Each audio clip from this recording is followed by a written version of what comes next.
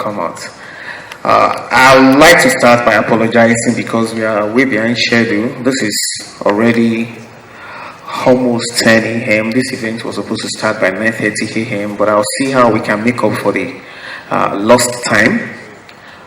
Welcome to the Internet Freedom Forum. Welcome to Abuja for those of you who are to travel down here.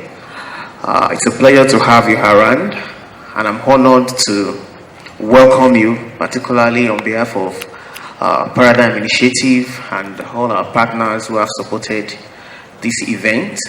This is a special invitation-only event, and it's a roundtable that is focused on discussing the subject of fake news, but not just to talk about fake news, to discuss and brainstorm on solutions on how the problem can be solved. Today, I have some very amazing people in the room. I mean, you're all amazing. But today we've invited some people to help us give direction to this conversation. I must say that this event is at the instance of Facebook. Facebook has particularly put together this event, partnering with Paradigm Initiative to hold this roundtable. And that's why I have to probably do my most difficult task today. And the most difficult task today is to introduce from Facebook Policy Manager for West Africa, Akia. Close, right? I'm getting better. Yeah, Akia, you're welcome. It's nice to have you. Please come to the podium.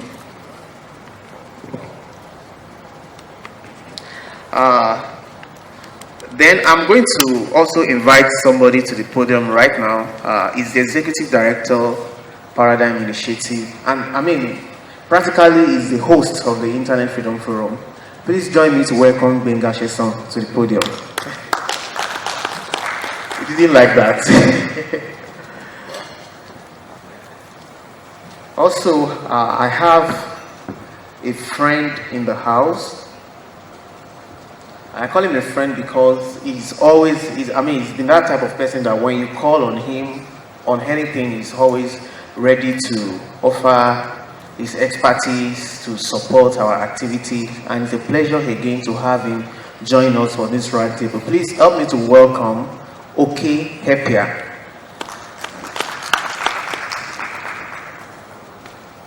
And also we have in the room some people like to call him Uncle Dapsy.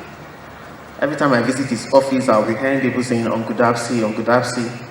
Some of us know him as Dapo Lorun Yomi. But if you've never heard that name before, I'm sure you've heard about Premium Times. Please welcome publisher Premium Times, Dapo Lorun Yomi. You're welcome, sir.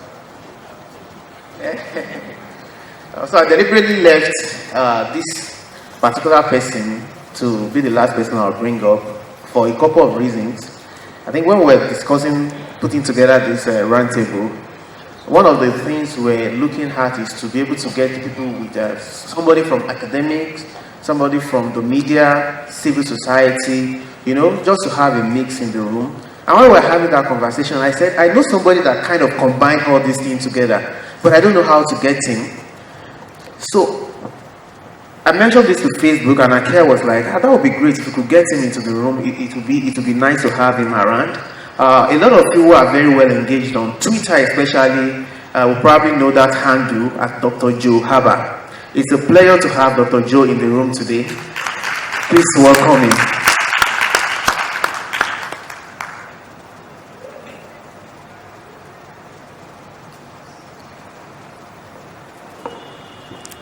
It's almost a culture that when we get into a room, we decide to ignore the front seat, and everybody just prefers to go sit at the back. But I want to. Won't you clap for me?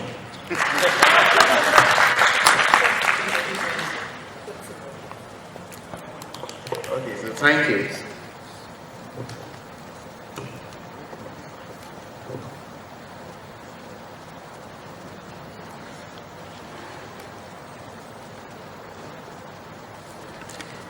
not just around elections, but you would agree with me that sometimes you get certain information and then you already believe it's true. Sometimes you even fall into the temptation, you start to share with your friends and all of that, only for you to find out 2 days, 3 days later that that information is incorrect. Sometimes a lot of damage will have been done and you can't even do anything about it. Today, I think Facebook it's a very, very powerful platform, and we know the impact of either on Facebook or other platform that's owned by Facebook. We know the impact of information that is put on those platforms, and it is interesting that even the Facebook team too is constantly working to ensure that it makes its processes better. It ensures that we find a way around some of these problems, some of these challenges that you are worried about. But one of the reasons why we made this invitation only is because we want to make it a focused conversation. We don't want to come and talk about problems. Yes, we talk about the problems briefly, but we want to spend most part of the day talking about solutions. So our conversation today will focus largely on solution, what needs to be done, and also the team from Facebook will also spend a good number of time to kind of let us know what they are doing, help us to understand their processes better. And that's why this event is going to start by an opening remark from Akia. He's getting closer and closer with my name. It's actually Akia. It's from Ghana. Every girl born on a Wednesday essentially is called Akia, so it's a very common name in Ghana. But I wanted to say good morning and welcome. Thank you for joining us. I am the Public Policy Manager for West Africa, working for Facebook. This topic is something that we care very deeply about because we want to figure out how we can, in partnership with others, find solutions to tackle it. I know Nigeria is having a big election coming up, and I know it's on everybody's minds. And I think the number one issue for us is we don't want the idea of false information or misinformation negatively affecting communications online and also offline. Because civic engagement is important. Holding your leaders accountable is important. Sharing information, having conversations between civil society and government is important. But misinformation being shared interferes with this. So how can we make sure that people know what is false news? How do I spot it? How do I make sure that you're not part of the problem, but you're part of the solution? We have some ideas, but we want to most of all hear from people who are expert in the field, and also from yourself. What can we do better? We have some ideas, but we want to really hear from you to figure out how we can tackle this idea of false news, false information, misinformation, to make sure that it will not negatively affect Nigeria in general, but especially now that we are entering election season. So without further ado, I will pass on the microphone to my colleague to my right, Benya. Okay, so most of the things I do are for selfish reasons, and I think I should start with open confessions, right? Is it okay to confess that? Anyone who doesn't like that, I do not apologize. Now, so there's a selfish reason why we are interested in combating fake news. And I will, say the reason and then walk backwards. One of the things we've seen happening across African countries over the last few years, as elections happen and opposition candidates gain prominence, is the fact that governments feel threatened by the internet and then shut it down. And when that happens, when you ask questions, why is it happening? It happens for many reasons. In Ethiopia, it was because students were writing exams and government didn't want them to cheat. Like, seriously? In Zimbabwe, WhatsApp was a channel for communication, so they didn't even bother with the entire internet. If 30% of communications goes through WhatsApp, then let's shut it down. In Cameroon, it was because the Anglophone people were protesting things and government didn't want that to come out. In Uganda, it was because they were discussing elections. But one fine thread through all of this is that Governments that want to shut down the internet, shut down the internet anyway. And then they just find an excuse. And one of the excuses we've seen that governments have used in many of those countries is fake news or hate speech. Oh, there's hate speech on the internet. Let's protect you and shut it down. Thank you. There is fake news. Let's protect you from fake news. You know, one of the jokes that I shared in one of the meetings where we had consultations with government was that, seriously, we're used to fake news. It's okay. You don't have to shut down for fake news because you've been giving us fake news since democracy started, you know, and we all laughed about it. But the reality is that it is now more of an excuse, you know, to do the things that people want to do anyway. So in order for it not to be an excuse in Nigeria in 2019, we're very interested in asking ourselves as a community, what can we do to stamp out, not completely, but at least to reduce the opportunity for an excuse to shut down the internet because of fake news. Now that is our, you know, that's what I call my selfish interest in this. In 2015, I ran a small project called factchecky.ng. I don't know if anyone ever saw that. And it was basically about looking for lies about a particular candidate and then doing research and then answering questions about the particular lie and saying that, oh, you said this candidate said this, doing the research, answering the questions and providing facts, published reports and information that can counter that particular lie. But, you know, that was then and that was partisan. But in 2019, I'm glad that, you know, we've got Premium Times in the room, and, you know, Uncle Dapo will tell you a bit more about that. Did you hear that? I said Uncle Dapo. You know, but I'm very excited about 2019. At the beginning of 2018, our partners in the room, HBS and Report Foundation, I said to them, I said, this is the year of fake news in Nigeria. Because we had not even started the year, and then we started hearing things. Even before 2018, we heard things that were obviously not true. And like someone said, WhatsApp is the armpit of the, you know, of the internet. Because this thing just comes to you, and guess what? Many times they come from people who've given you advice all your life. Your parents. They've advised you all your life. Go to the right school, do the right thing, and then they send you a message and say, please don't eat suya.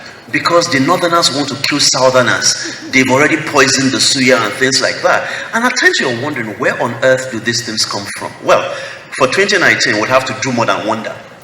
We'd have to find the information. We'd have to research for the truth and present it out there so that people can, well, the truth will probably not go as viral as the fake news, which is what we've seen from experience, but at least let people have the opportunity to say, oh, by the way, this is false, and this is the report that says it is false and it is credible, and you can quote it and you can trust it. I look forward to thoughts that people have across the room. I know we have people, you know, from other countries in the room, so it'll be interesting to see what you've done around issues of fake news, or what you think, you know, organizations, you know, like media people, you know, Premium Times, or even Facebook as an institution can do in terms of, you know, combating fake news in Nigeria or in your country. And like I said, I do hope that the work that we do over the next few months would then help us make fake news not become an excuse for a shutdown, you know, as far as the elections in Nigeria are concerned. Yeah, thank you. Let me take it from where you stopped, Benga. I think basically the battle is between fake news and free speech. Democracy has offered us the platform for people to increasingly want to express themselves, and social media regularly provides that platform. And if people are taking to social media to express themselves, there may be no limit to which they can go. But again, that's where, you know, a society that is governed by law, by rules and regulations come in. What is society putting forward to be able to regulate? Not necessarily circumscribe, but to regulate that ambit of free speech.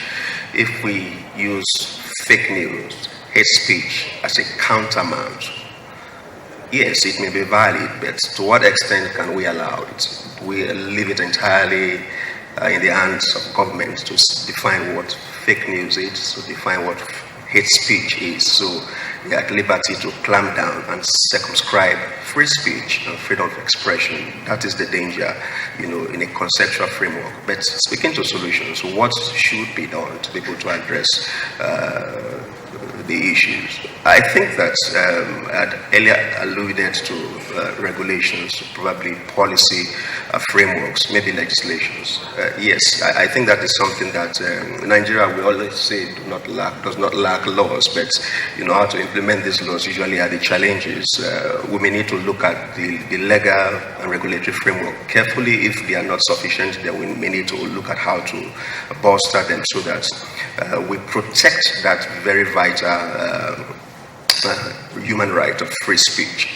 And then at the level of individual organizations, corporate, private, non-governmental, what policies do we have in place for members of staff? I think this is also critical, because if we have social media policies in the various places where we work and do business, it will help us to know what not to just share at the prompting of a button. I know that many organizations increasingly are beginning to look to that. I think it should be encouraged. I know of many media organizations that have social media policy as members of staff. You can't just come on social media and say something, otherwise you risk certain sanctions. At the level of individuals, what are we doing as individuals, whether we are citizens on social media, whether we are influencers, or whether we just want to speak out and be heard? What's cautionary measures are we adopting to ensure that we do not risk the dangers of spreading fake news or hate speech? These are some of the things. If something comes to me, do I have a personal obligation to, at my own level, within limits available, possible, fact check it? I receive a message on WhatsApp. Okay, the people who have poisoned all the meat or the suya from coming from this place. But there is a suya man just around my corner who I've lived with for several years. It doesn't take many things to just my friend, what's going on? Have you heard this kind of thing? Just that singular step could help you to shape whether you want to believe that broadcast or not. I think citizens as individuals, we should learn to go, sometimes it's not a lot, extra mile to just fact check some of these things instead of just sharing. The trend these days is to send as received. I think that is bunkum. I think we should discourage that very, very strongly. If you are sending what is coming from your phone and from your social media handle, you should take responsibility for it. It's not about just share all manners of things. Let me go back before I hand over the mic to the broader framework. Getting government to make some regulations or getting a regulatory framework in place. I have said earlier that we may not be able to leave it entirely at the realm of government, because government itself needs to be held accountable. If government, you cannot trust your government to give you accurate information. You cannot trust your government to give you to be accountable and transparent to you. It exposes you to people it makes you vulnerable to some of these fake news. If government gives you the information that is verifiable, that is verified, that makes you see them as transparent and accountable, I think it will also help. And that is why platforms that are coming up to help hold government to account are very important. Power is one of them. Construct by other people is one of them. There are several. We should encourage and jump onto these platforms to help to hold government accountable. Like Benga said, these are fact-checking measures that will, if government knows that it has to be held accountable and it must be held accountable, it will help to also reduce all of that latitude for propaganda and false information from government itself. Let me move the mic on. Thank you. Thank you. Let me start with my own confession, which is that until 7 months ago, I used to be in government. So I'll take it off from there. And you may be surprised if I say this, but government actually doesn't often give out wrong information. The problem is government often doesn't give out any information. That's often the problem. And so all government communication tends to be reactive. Yes, fact-checking is important, but like Boye said, quite often the damage has already been done. And so my approach in government has always been to be proactive, to be in the lead, to tell you what I want you to know. Because while in government, the impression, whether I do anything about it or not, the impression is that I am a thief. Everybody in government is a thief. the impression is that I have humongous allowances and that everything is paid for. The impression is that I pad my budgets. That's the impression everybody has, and I don't even need to make any efforts to create that impression. And so what I did was I declared my assets publicly. I think I was one of the first public servants to do so. So I declared my assets publicly. I was the first to put the budget of my bureau on social media and ask people to ask me any questions about it. And so I was constantly on the attack. I was constantly building my own agenda. I put my salary online. So as a DG, my salary was 895,000 a month. It's not a secret. It shouldn't be a secret. And so when government puts out information, it reduces the scope for people to make up stories. And when you do that actively as an agenda to inform, then the possibility of anybody making up fake news that many people will believe is reduced. And we talked about, my colleagues here talked about, the suya being poisoned and all of that. If you go to the US, you find that the people that sell meat, beef, have an association. And in the middle of every news, they are telling you why beef is good for you. Forget about, it gives you high cholesterol and causes you all sorts of problems. But they will tell you that red meat is actually good for you. Immediately after that advert, there will be another advert about why milk is good for you. And, on and on and on. And so what we have instead is a scenario where somebody can come up and say, beef has been poisoned, and then you're looking for who will defend that news. You're not actually proactively saying, no, nobody is poisoning any beef. In case you hear anything like that, it's not true, because people will make up stories. I was speaking with Akia earlier, and we're talking about fake news with regards to the elections. And I said to her that every single day between now and the elections, people will tell you about lorry loads of people being busted from Niger Republic and from Chad to come and thumbprint in front of the president's house. You get that every single day.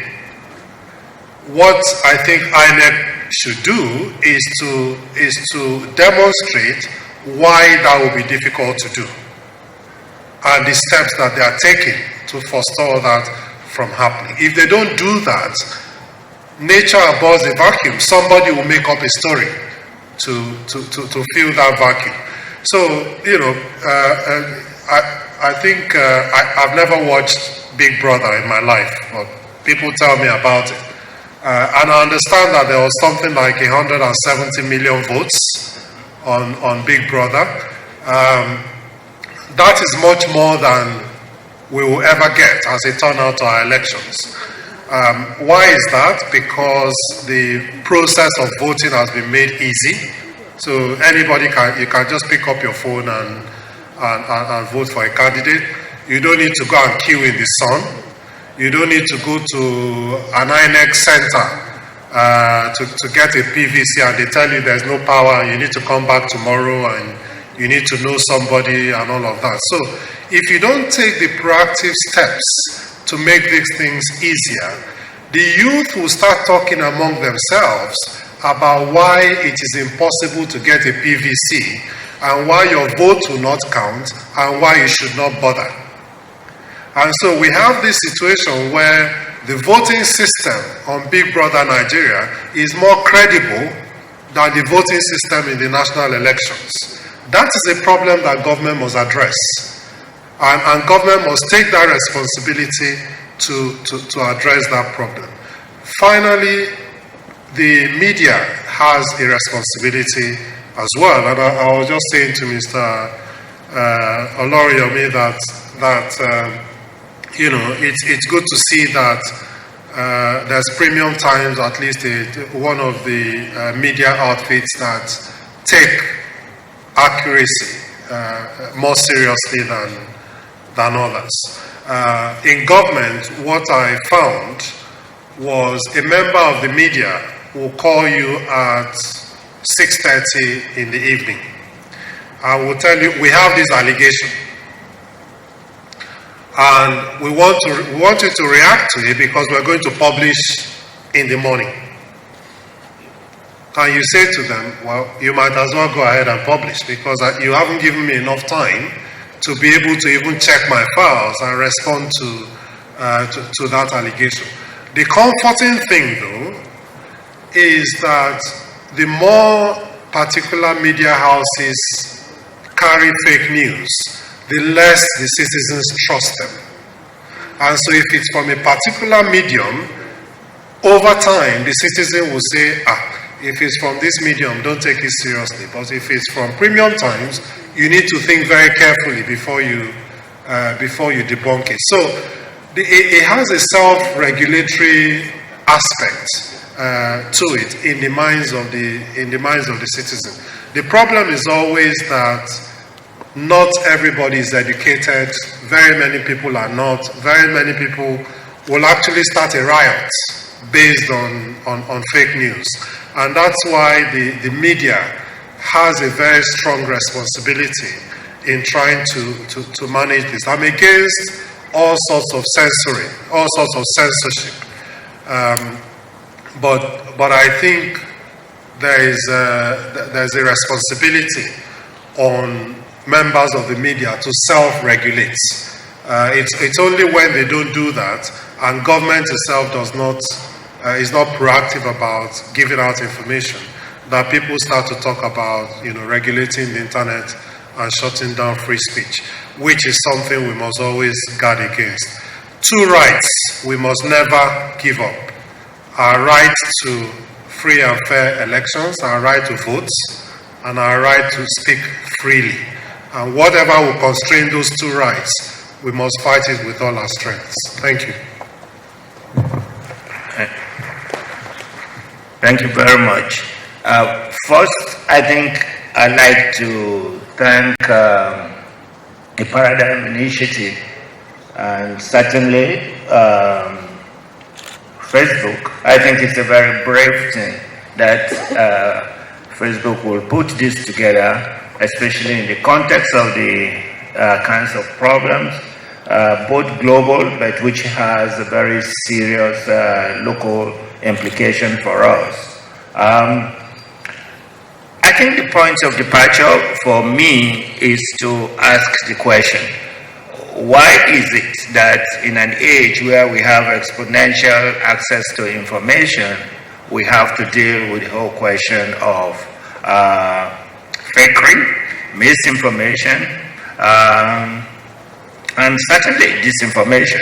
I think this paradox, this contradiction, that we are living in an age of plenty, information deluge, but also it's an age where ignorance and peddling in rumors and hoaxes can also thrive. Boye wants us to lean more in the direction of seeking solutions to this problem. But I think let's put a little more context so that these things can have a little meaning. And I think when Joe made the point, I think we should take it seriously.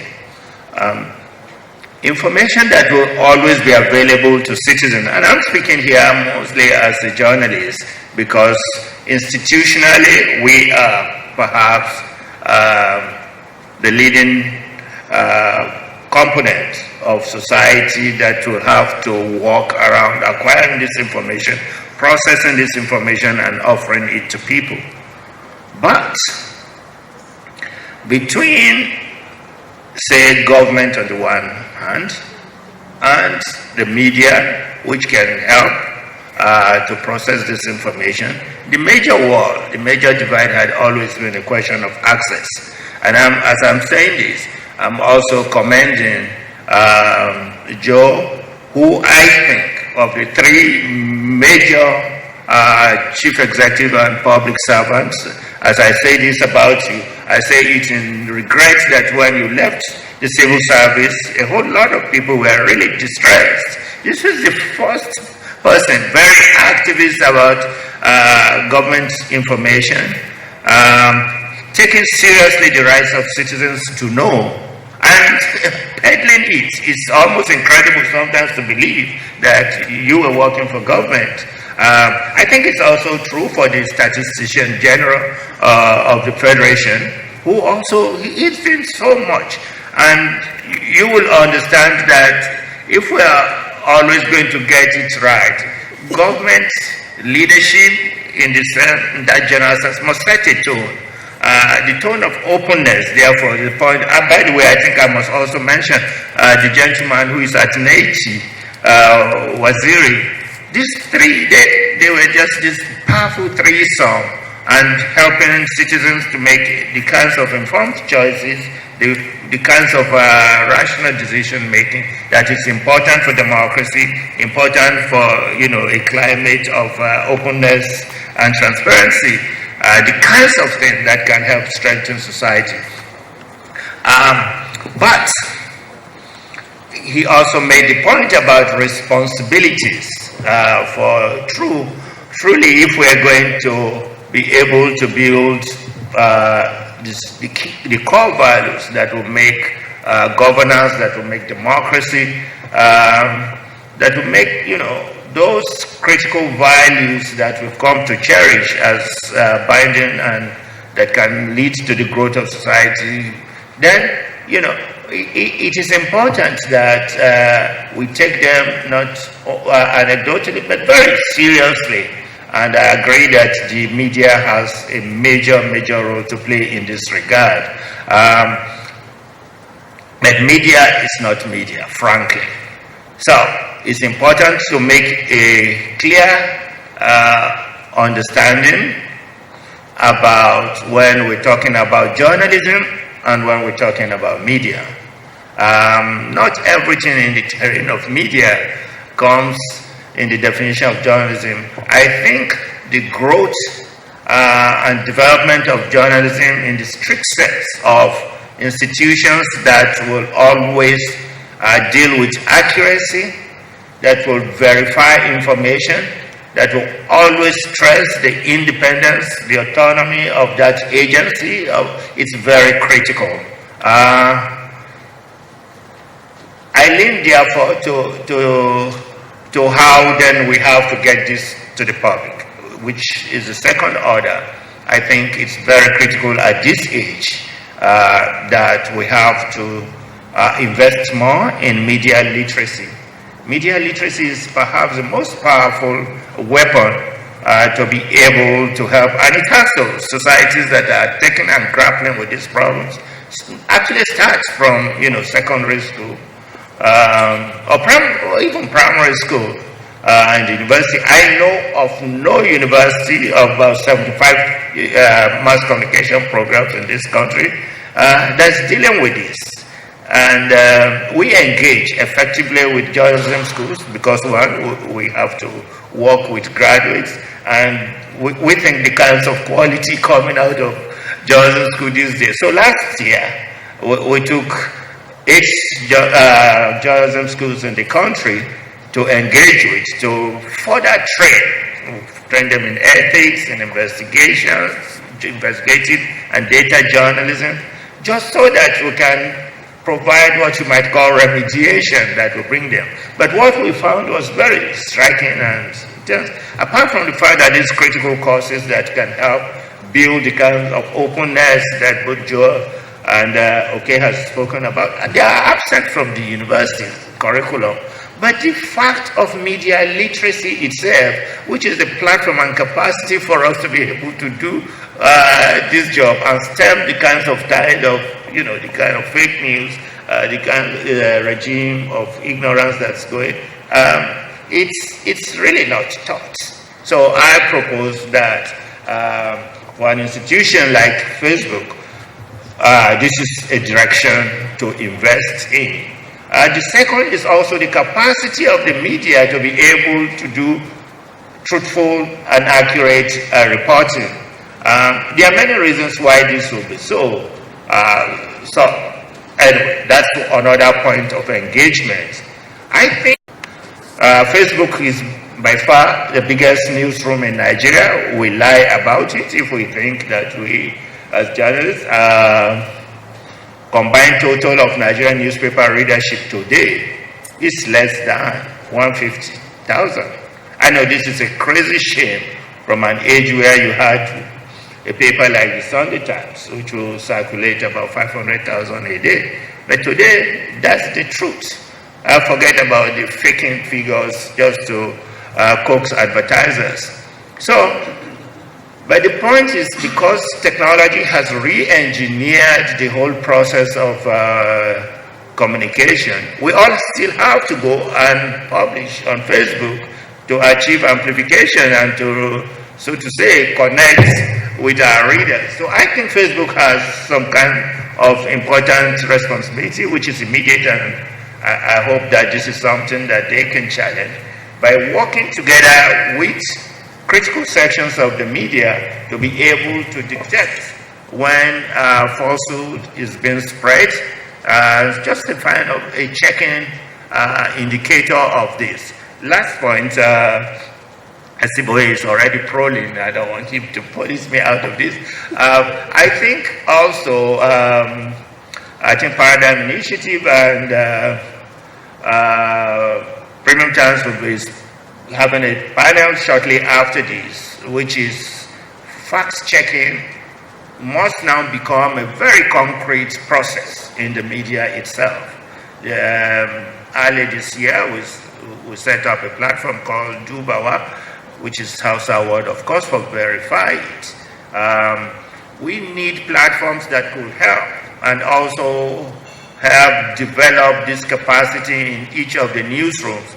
It has become so important, and I know it's a shame to say that journalism, which is an exercise in truth-telling itself, must now need extra resources, extra platform to verify the kinds of claims.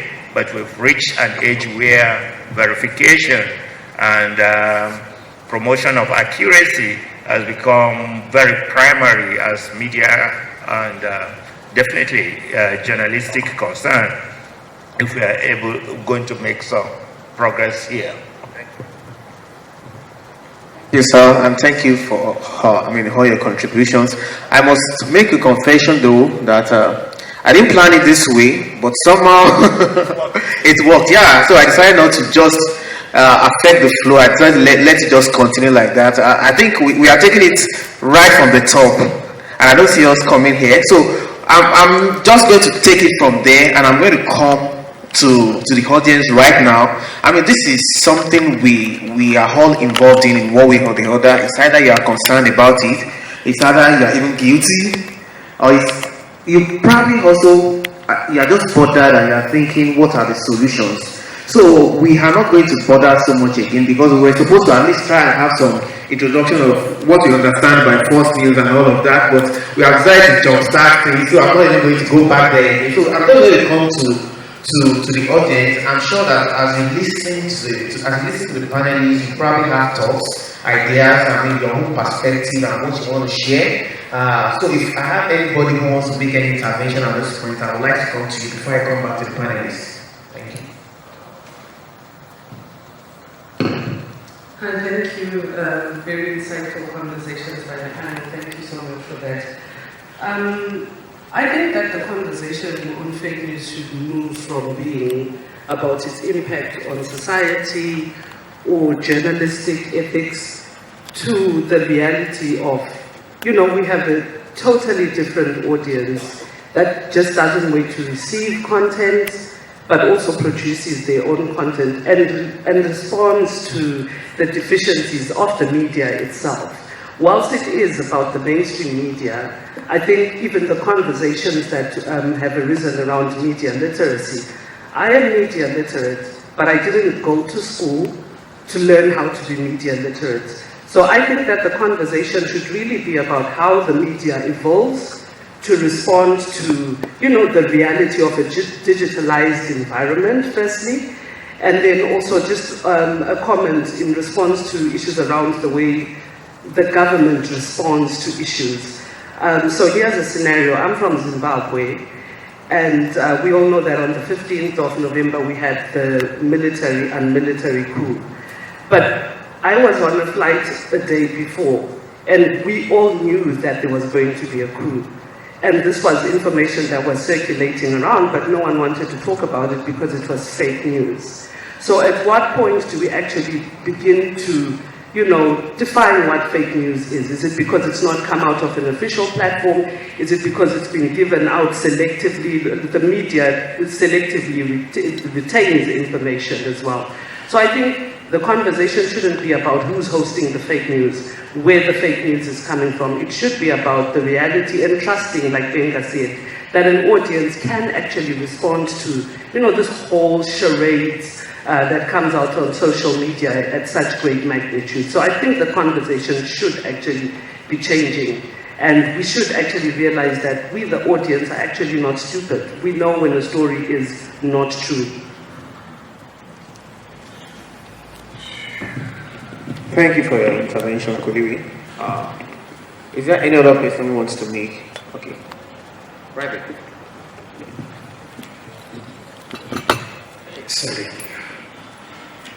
Sorry, my name is Majid Bakari. I'm with Other People Nigeria. I actually have two perspectives. The first one would be, in most cases, why people don't trust what is coming out, from the real news. It's because you just have bombardment of stories from different angles, and it's difficult to now pinpoint which one is the truth and which one is not. So, but the most important point would be the ownership of some of these media outlets to be able to do their part, because you have journalists who are picking sides on all angles, and at the end of the day, you have the masses being confused as to what exactly is the truth. And when this vacuum is there, they fabricate their own point.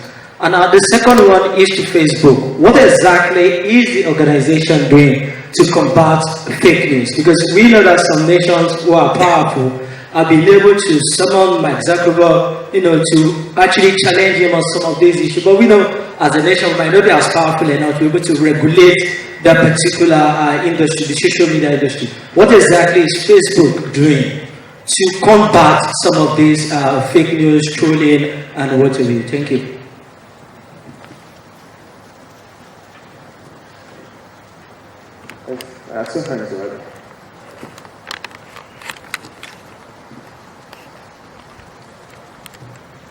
Good morning. I am Sophie Gassa from Cameroon. We also experienced internet shutdown for 93 days, the longest in the whole world. It was really devastating and it affected our work greatly. We also have upcoming presidential elections in 2019, which is going to be another very important time of our lives where we shall experience fake news and false news. So I have three questions which I want to ask any of the panelists. I was happy when you said that because the government does not provide open data, open information, so people have to make up information to fill the space. So my first question is, what can we do for the government to provide open data? How can we pressurize the government to be able to pass out this information so that the information will not be distorted by the population? And the second one is, how can we effectively identify fake news? And how can we hold people accountable or responsible for maybe the first people that sent out the news? How can they be tracked? Thank you. Thank you. Please just hold on a second. If there is any other person who wants to ask a question, so if what you want to say is a question, let's take the question first. Since you started by asking a question, I'll come back to the other hands, please, so that we just give some structure to what we are doing. So let's take the question first, so that I'll come back to the panelists to answer the question, then we'll go back to the audience. I want to bring into the front burner that the issue of fake news has been itemized is a reality that we are bound to live with. But one thing that I also want to point out is that political environment in every setting is the most volatile. And I quickly want to bring to our notice that in this country, Nigeria, politicians will commit resources on their own to generate fake news. It has happened, it's happening, and it will happen. We have cases of big wigs that houses young boys in what they call situation room. They create multiple social media accounts, and they were mandated to follow trends and issue attack and fabricate. What goes round comes round. Sometimes it works for someone maybe in opposition or in government, and then you begin to hear different cacophonies of this and that. So I want us to take into consideration the political environment and the volatility of the players. Because at the expense of securing political powers, there's a high level of desperation, and all resources are marshaled to achieve that end. Unfortunately, when someone is hit hard, either side, either in government or in opposition, the melody of pain that will come differs. So I just want to ask, how can all of this be put into perspective? But these are realities. They are young boys, they are paid, they have multiple accounts, they are institutional, they fabricate, they manufacture, they attack, and then I think the bottom line, how do we get more equipped to get it done, especially in the area of verification? Because I connect very strongly that our newsroom all over the country are so weak, so feeble in contending with verifying. And many a times, even credible ones fall into it. And I think one of the things we should be looking at doing is that each media organization should be able to build a very strong reputation for ourselves. That when anything emanates from you, you have asked the question, you are answering it now. Thank you very much. Yeah, so thank you for the question. You didn't tell us your name though. Would you like to tell us your name? My name is Timothy Bamdeli from Radio Nigeria, online desk. Alright, thank you. Thank you for the question. I think Chibweze wants to ask a question too. Good morning. Chibweze from the Harry Poe Foundation. We're working with Paradigm Initiative, a project around fake news. It's a question I have. And it's really going to be probably helpful with the project that Paradigm Initiative is already embarking on. So,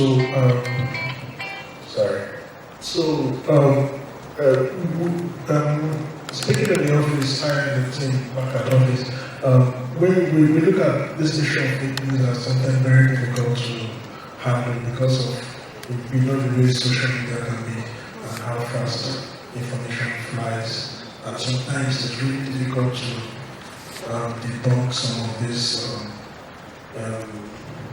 fake news that go around. So one of the things that we discovered, especially me, because I've been very passionate about this issue, and I've been on my own doing what I can. There's this particular account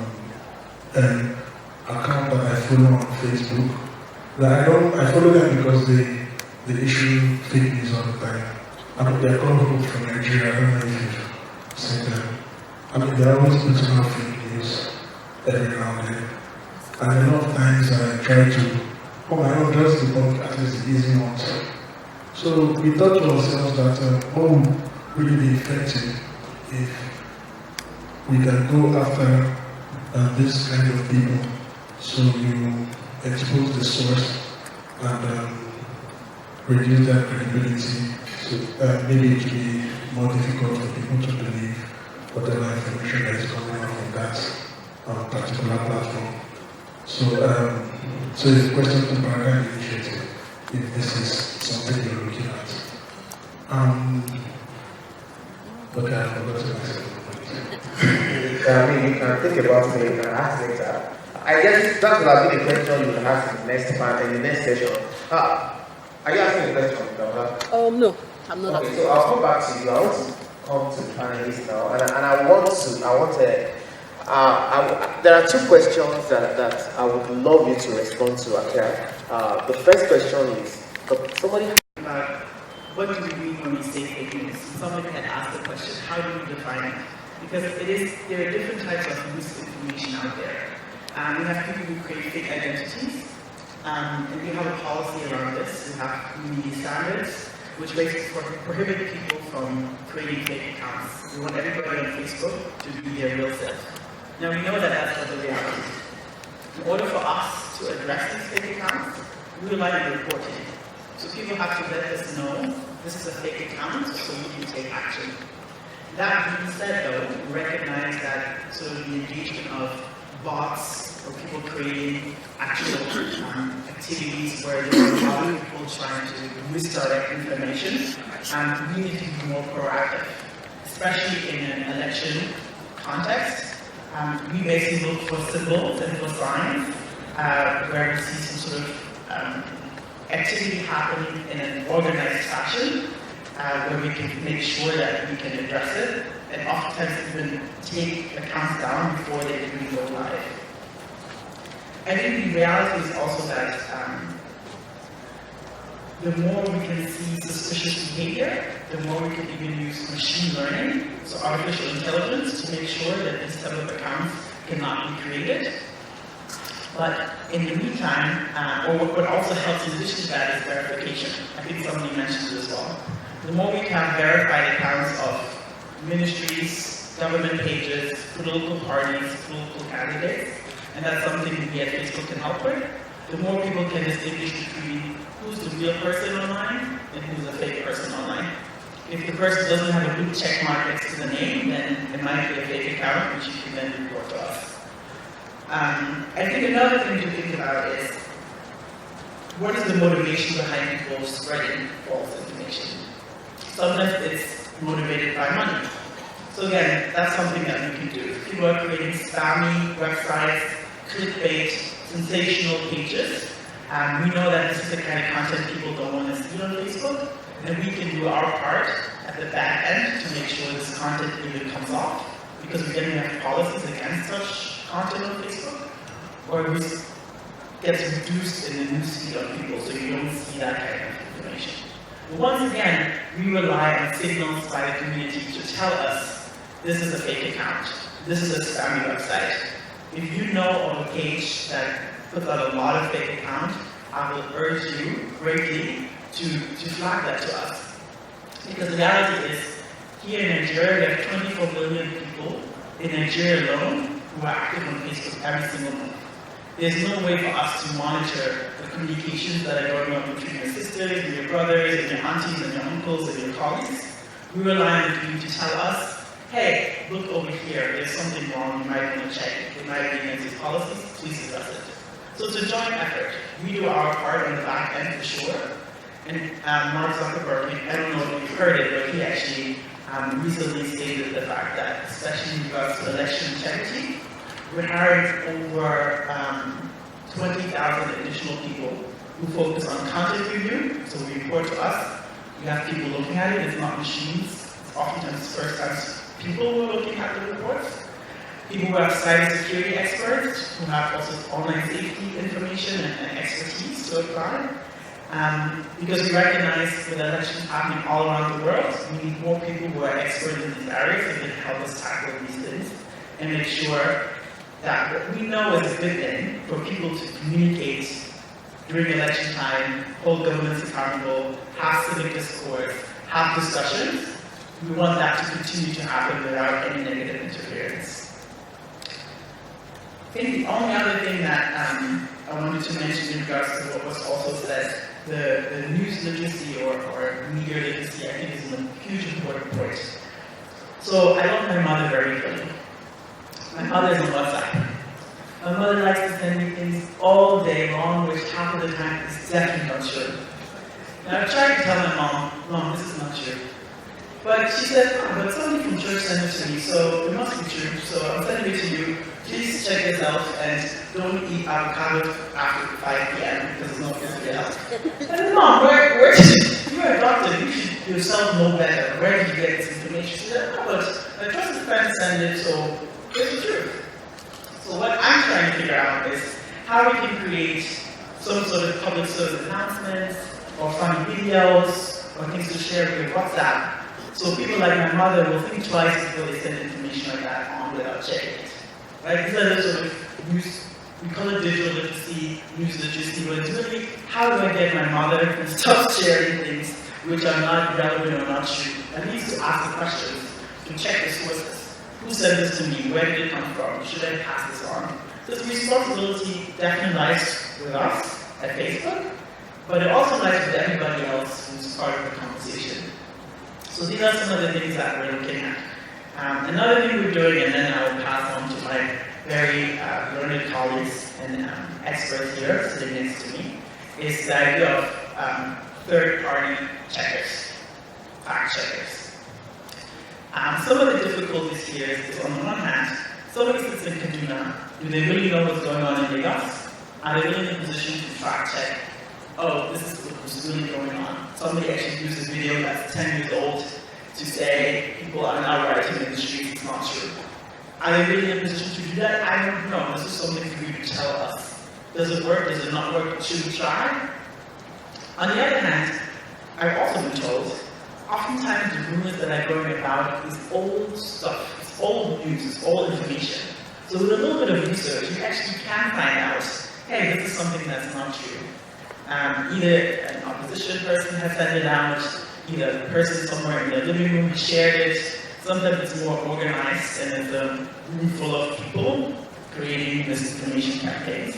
Whatever it might be, whatever their motivation might be, the idea is we can probably find out whether or not it's true or not and direct people towards the website or direct people towards an organization whose job it is to fact check this information. And the more we can support them and let people know this is where you go before you share anything, I think the better it would be for Nigeria and especially in light of the upcoming election. So I mentioned a few things, everything from verifications, taking down fake accounts, raising digital literacy, figuring out how we can support third-party fact checkers. And then the last thing I want to say is that we also work with electoral commissions. We do it around the world. Because they are usually the source of information when it comes to elections. Right? They are the ones who tell you how to register to vote. Where you go to actually vote. What information you have to take with you. With 24 million Nigerians on Facebook, if we can get that information on Facebook, we'll be sure that more young people will know how to exercise their right to vote. That's something to be completely free of charge because we recognize the importance of information sharing and accurate information being shared on the platform. We've done it in many other countries. I've done it in Ghana election, Kenya election, South Africa, the municipal elections. We would love to offer the same service here in Nigeria of how we can get information out to people about how to exercise their right to vote and how to get involved in the election. It's something that we have great products for, great engineers working on it, and we always look for how we can build these relationships from everyone from civil society down to government and back up academics and think tanks, and also media and journalists on how to make that happen. So I think we've established that we now know one source of fake news, all-time source, right? Mothers. Yes. My mother especially.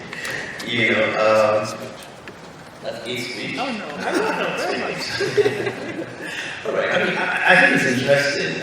By the way, you know, one of the things I said to you, I'm now going to say in public, is that fake news is. I mean, let's even leave fake news for a second and talk about one of the opportunities of of demonstrating engagement. So apart from you making information available to people for elections, one of the things that would be cool would be, and we've seen this happen across various countries, would be if I'm able to activate the voted button after voting in Nigeria, and then I provide information and I say something like, I saw this ballot box being snapped somewhere. Now, it doesn't mean that because I said I voted, it means I voted. But if someone doesn't have I voted activated and they're sharing consistent updates, this ballot board has been snapped and things like that, I think you want to ask questions, about them. A few things, very quickly. I think it's important. Someone talked about identifying the source or the sources of fake news, being able to tackle them head on and all that. I would love that we have a database of potential, fake news suppliers. But the only problem with that is some form of caution. Because when that continues, when it gets to the eve of the elections, people will recommend premium times as a source of fake news when it provides information that exposes them. Because we don't like it. A few years ago, some politicians were sharing information about a report that you produced actually and accusing you of providing false information. They've now, kind of turned around, and all that. But you hear it very easily. People, let them go all the way to the US where the president doesn't like something, he calls it fake news, immediately. So we have to be careful about creating a database of potential, fake news sources. But it would be great to see how that works. So one of the questions about forcing government to provide, open information. Two things. One for me is the fact that we're now beginning to see a lot more conversation, even if not as much reality, about investigative journalism.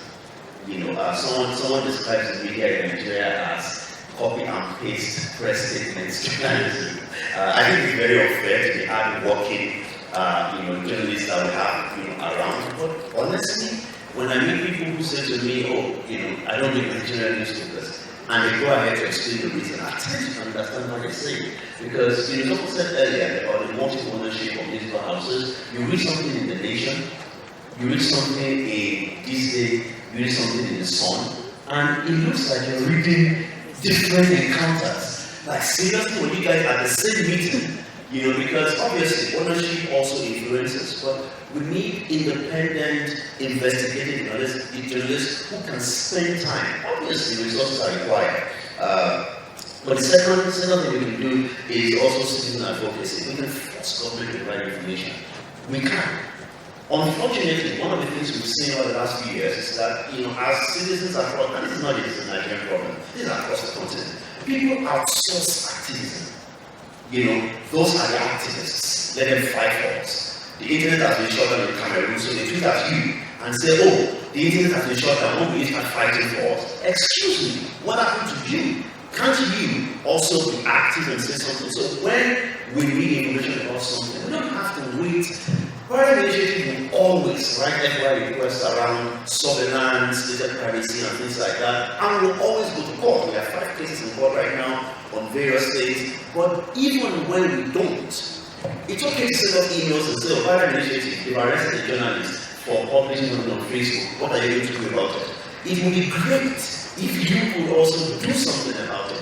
When information is not available on something, $40 million was spent on surveillance equipment in 2013, and everybody kind of, we're not sure, we're sure, and then suddenly someone called Premium Times did us in favor of providing information on the person that supplied, the goods, how much was being paid, relevant information, and I was thinking that as a country we will all rise, individuals will even go to court and things like that. But I realized that when we did go to court, the judge looked us in the face and said, "You're busybodies." And I didn't blame the judge because he only saw one person coming to court, or another 3 organizations coming together. If we had 10,000 people asking questions, so what is your business as government spying on me privately in the name of terrorism when there are no rules in place? Yes, surveillance acts, but there must be rules of engagement. You can't just decide, we know this happened in the South states, and we wrote a question to the president about it, because one of them is Niger minister, and said to me, listen, governors saw opposition members and hired the acting team in Italy to monitor them. The NSA simply said it is impossible for governors to import this equipment because they have to get certification from the NSA, but they never got it. as governors, and they used those tools on the opposition. But the good news, in quotes, was that when we were having this conversation with the NSA, was that to him and his team, this is dangerous, because this will come back to haunt you when you or if you leave government. But don't forget, it was 2013, 2014, nobody believed that government would change. And the reaction was, you guys are just friends with terrorists. That's why, you don't want us to monitor and things like that. But in 2015, when I saw this from NSA, I didn't mention this, say in public that, I am entitled to my own rights, I laughed. Because the table had turned. And I think maybe for the first time, some of these people realized that maybe if we had done something and established rules, at least these rules of engagement will then be useful, for us also. Trust exists. I did, my tutor is going at and this is on marketing, but my organization will have been for this. I actually did something over the holiday. I got this flight delay and I spent that time writing a guide for Nigerian elections in 2019. And I wrote about 19 different kinds of people on Twitter. One of them, they are trolls. Their job is to get under the skin. There are others who are basically liars, they are Guaridins, they are Jonathan, all of them. I think it's important for us to understand the psychology of various individuals. There are people who since 2015, because I mentioned that I was supporting Buhari as a candidate, who since then have been tweeting at me almost every day and asking me to apologize. Almost, and I'm not kidding, they've changed the name of Paradigm to Paradigm Shift fraud. They've done everything possible. But I know what? This guy is a troll. I look at the number of followers, 300 and something. If I reply you with a few thousand followers, I'm sure what I will do is offer validation through that conversation. So at times, some of the trolls just need to be ignored. When you ignore them, some of them, at the end of the day, will die off from being ignored. Maybe finally, I should say this. One of the communities that has not been active in terms of fake news conversations, maybe not as active as it should be, is the digital rights community. And I say this because, unfortunately, we haven't understood the extreme pressure that this whole conversation around fake news would put on one of the fundamental pillars of freedom of expression, which is anonymity. The fact that anonymity is life-saving in some situations. There are countries in the world where, as an activist, I cannot put my name to things, otherwise I'm dead tomorrow morning. So I have to engage in the opportunity of anonymity. But anonymity is now under attack. Because reality is, every time we talk about fake news, one of the first things people will say is that most fake news sources are anonymous. And I think that's not an easy conversation to have. This conversation we have Facebook all the time. Yes, it's great to have your real name on Facebook, but there are circumstances where using my real name gets me in trouble. In Zimbabwe, people will tell you about Juma. Is that Juma? If some people who are, say, working in government, but know that for the sustenance and survival of their country's democracy, they need to leak certain information. God bless their soul. If they use their real names, then we lose the opportunity of getting information that we get. So I think it's important for us to understand that, amongst other things, fake news itself is actually launching a strong attack on one of the fundamental pillars of freedom of expression, which is anonymity. And if as a community we don't begin to have conversations around it, then one day we will wake up and there will be a global agreement at the UN level, maybe, saying that, well, the way to kill fake news is to kill anonymity. Don't forget, a few years ago, until now, the conversation is still that one of the ways to attack terrorism is to attack encryption. Which is weird, because we could be lazy at times. We just use a gun to kill the mosquito and then kill everything around it. But this is a conversation we need to have. It's complex.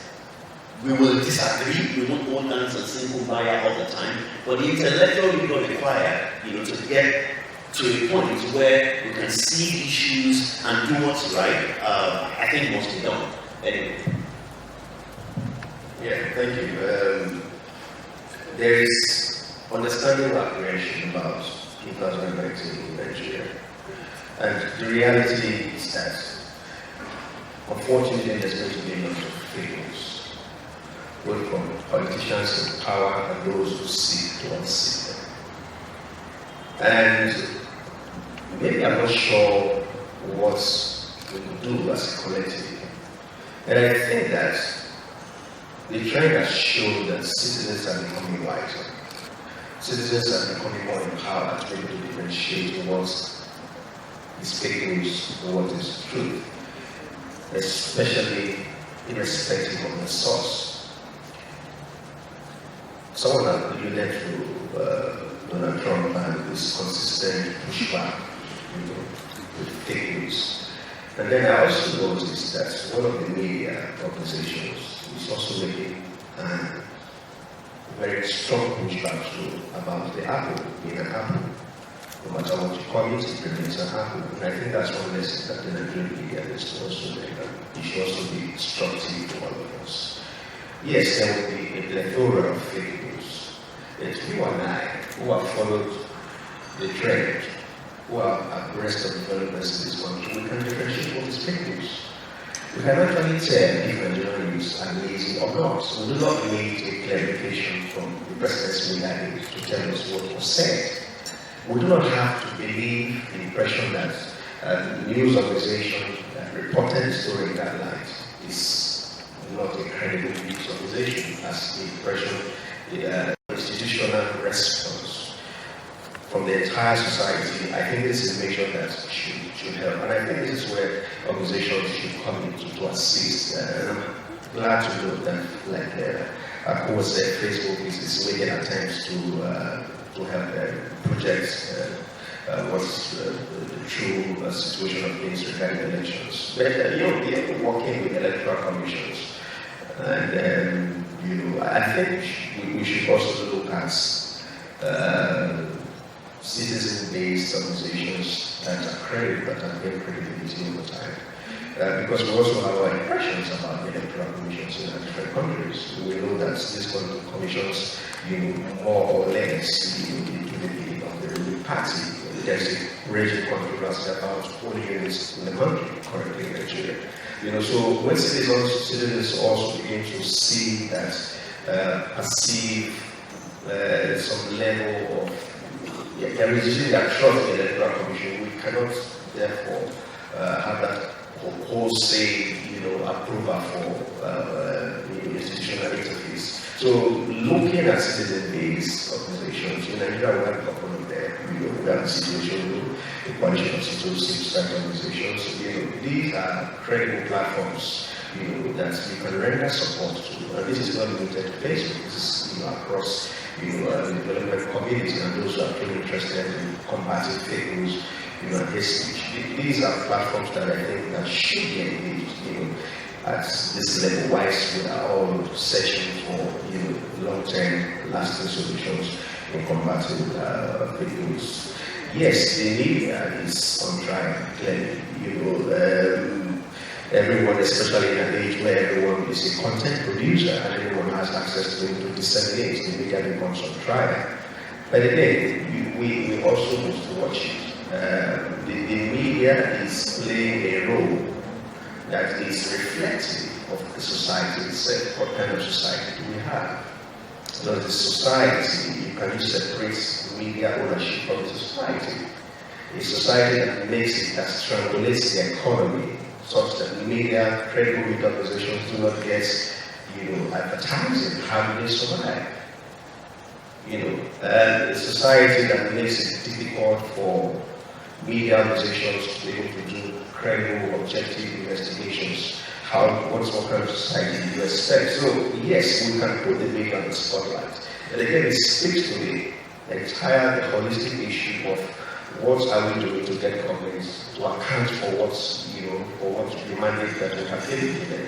I think that's the starting point. If we successfully get government to account at the level of the media, at the level of citizens, at the level of different platforms that we have been able to, it will go a long way to address some of these issues. This telling example made by Apple, of Joe's tenure as BP, as IRO, and what Waziri and is doing in the ATM. These are very fine examples. I think that should be encouraged to percolate across the public space. And if we do not, allow and give a lot of credits, and actually if we then use the word applause in these examples, we are also missing the point. Because another thing, and in my opinion, another way to deal with this is also to shame, name, shame, and provide applause where we be. We know a lot of influencers who belong to certain, they hold certain views. They belong to different strands of the political platform, or the spectrum rather. What kind of information are they giving out? Does the information they give out, amount to then meet the standards of truth, of objectivity? Now, citizens can actually aggregate and say, this person, yes, this person is influential, this person is always giving fake news, this person is always giving the correct information. So before you know it, there's some stream of names, some stream of shame, some stream of applause going on. And I think that Facebook, the likes of Facebook, can also work with this kind of templates. If citizens aggregate towards certain individuals who are influencers, then you should know that, okay, why is that happening, and how can we help, to amplify what is going on in that regard. So I think that in summary, there will be a lot of fake news going forward, especially as the more stage towards 2019. That it behoves all of us as citizens in our individual capacities to be able to make a very strong pushback and say, look, yes, we know what is truth, we know what is propaganda, and with our PDC, we can actually manifest the difference from 2019. And I think that's a very, very strong starting point. Thank you.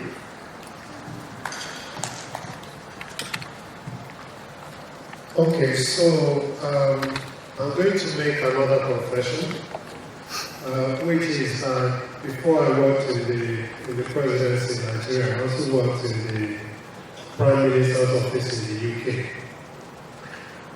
I don't want to frighten you, but I'll tell you this. There is no anonymity online.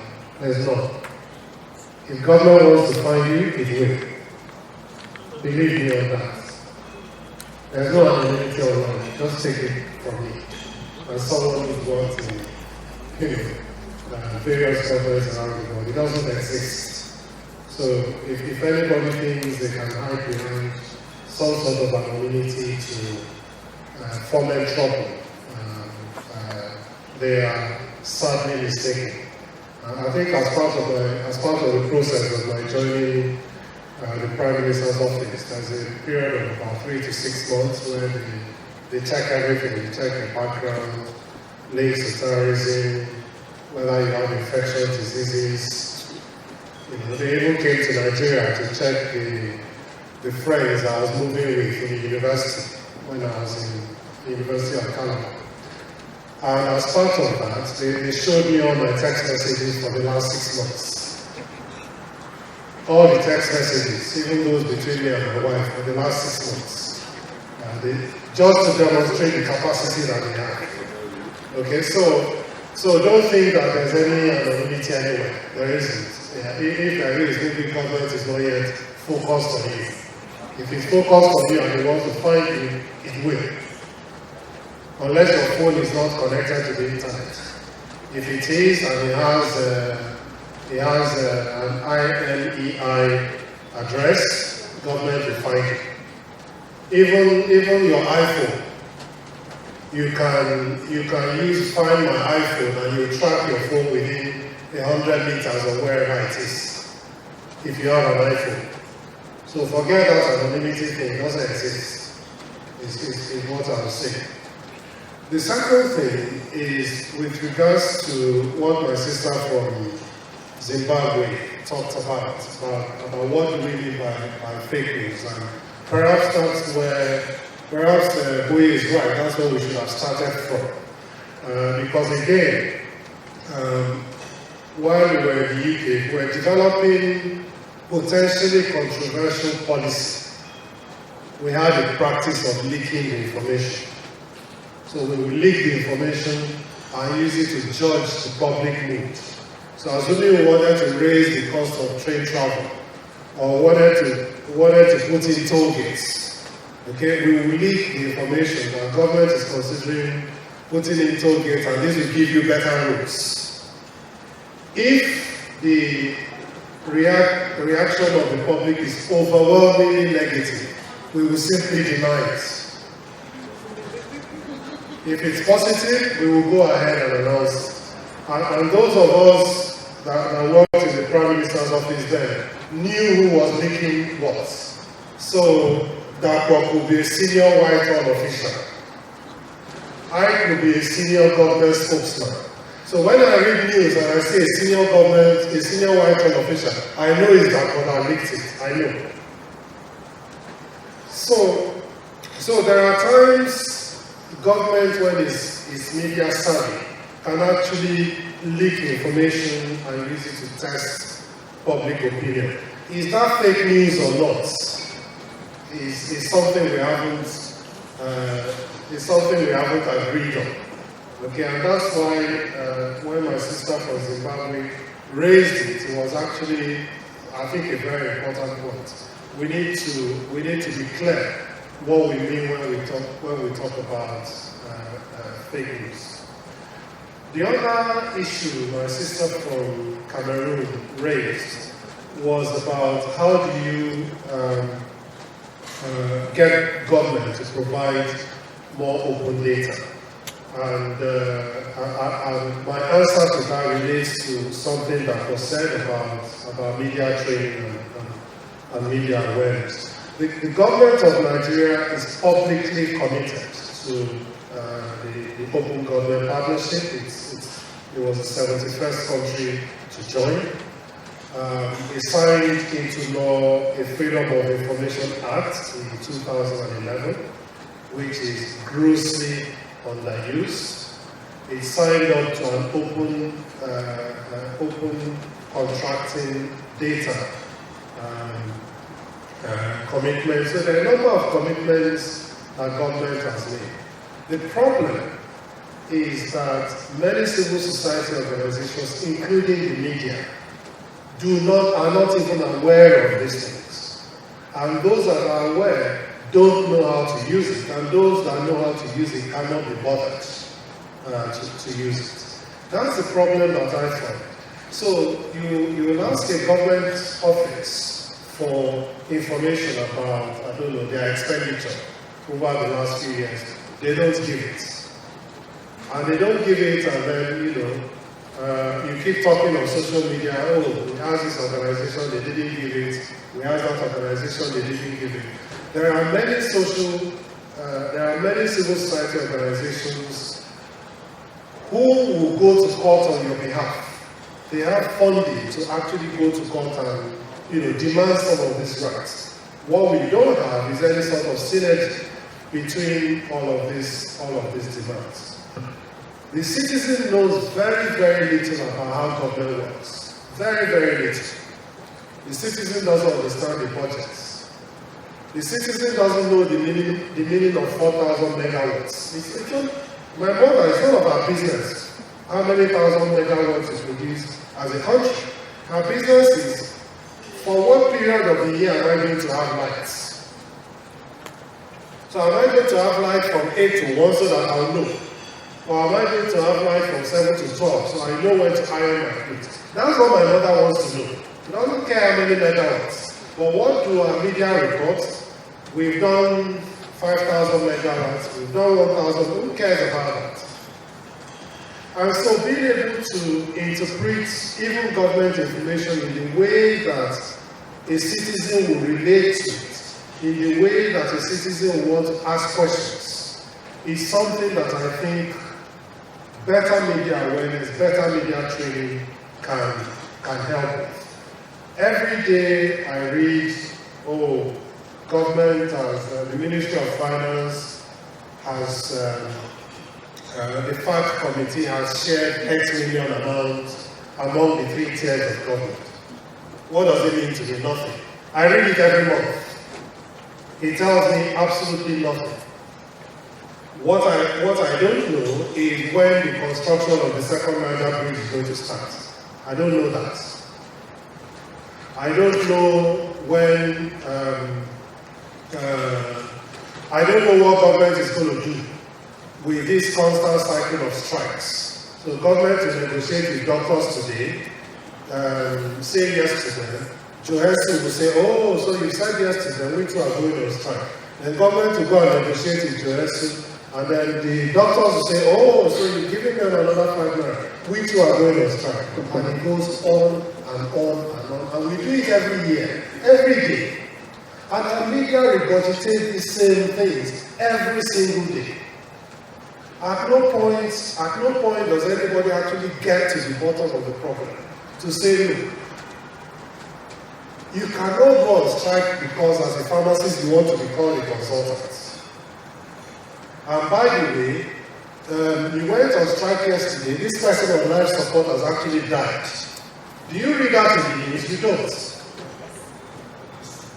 And so I think this issue of media education is very, very key. We need to have a media that can as Dr. put it, process the information in such a way that it resonates with the public. Because once that is done, the 10,000 people that Bega was talking about demanding the information would automatically appear. They will automatically appear because they understand this information in a way that makes sense to them. If it's the way that we portray information now, I don't think much will change, unfortunately. So I think the media information is very key. If the media understands, then it makes it easier for the media to explain it to the citizen, and it makes it easier for the citizen to demand additional information. That's what I think. Thank you very much, sir. Uncle Dapsy, before your intervention, because I was just looking at the time and I see that we've really run down the clock. So after your intervention, I will come back to the audience to get a few more perspectives. But I just want to kind of to help us so that we have a focused conversation. We have very little time, and to be great if we invest that time to speak a lot more about solutions, as I said at the beginning, and also to put it out there that immediately after this session, we are going to be having a 1-hour session on Dubawa. A lot of you have heard that word a couple of times today. Dubawa is a fact-checking platform, an initiative of Premium Times, and prior initiative is partnering with PTC-IJ, that's Premium Times Center for Investigative Journalism. So we're partnering with Premium Times for that particular project. So I'm just putting it out there so that you could also be part of that and get more insight about efforts that is being put in place to ensure that we also have a way to check out information, to build a culture of fact-checking, not just for journalists, not just for media people, even as an individual. Like as Koliwe said the other time, that you have to put into context the reality of the digitized world, so you can have a closer. Thank you. So I'll start to manage time because I don't want to repeat what everybody has been saying. In a sense, the points fully made. I just want to emphasize, taking from the keywords my sister from the Bible said, I think it's important we know that fake news is not new. It's been around. What's made it a little more of a debate today is because it's occurring at a time when the institutions and infrastructure for information has given priority to volume and speed. So it's huge at this point, and so it's really a menace, it's a danger. And I think for us in Nigeria, and I'm happy a lot of the implication for the election, a number of them that started, those who have monitored the Anambra election will have noticed that, it started out from Anambra when a whole lot of, documentation, results and so on have been given out in the paper. But besides the election, And that's very important because, as I said, that's the context of democracy and governance. I think we must also worry with the fact that Nigeria today is the definition of what we generally call conflict and the management, yes, the point actually I think is the management of difference. Our government is so poor in this very simple responsibility because the reality in Nigeria, of course, is the diversity of this country, the fact that we're different. And the little we can do is just to be able to manage it well.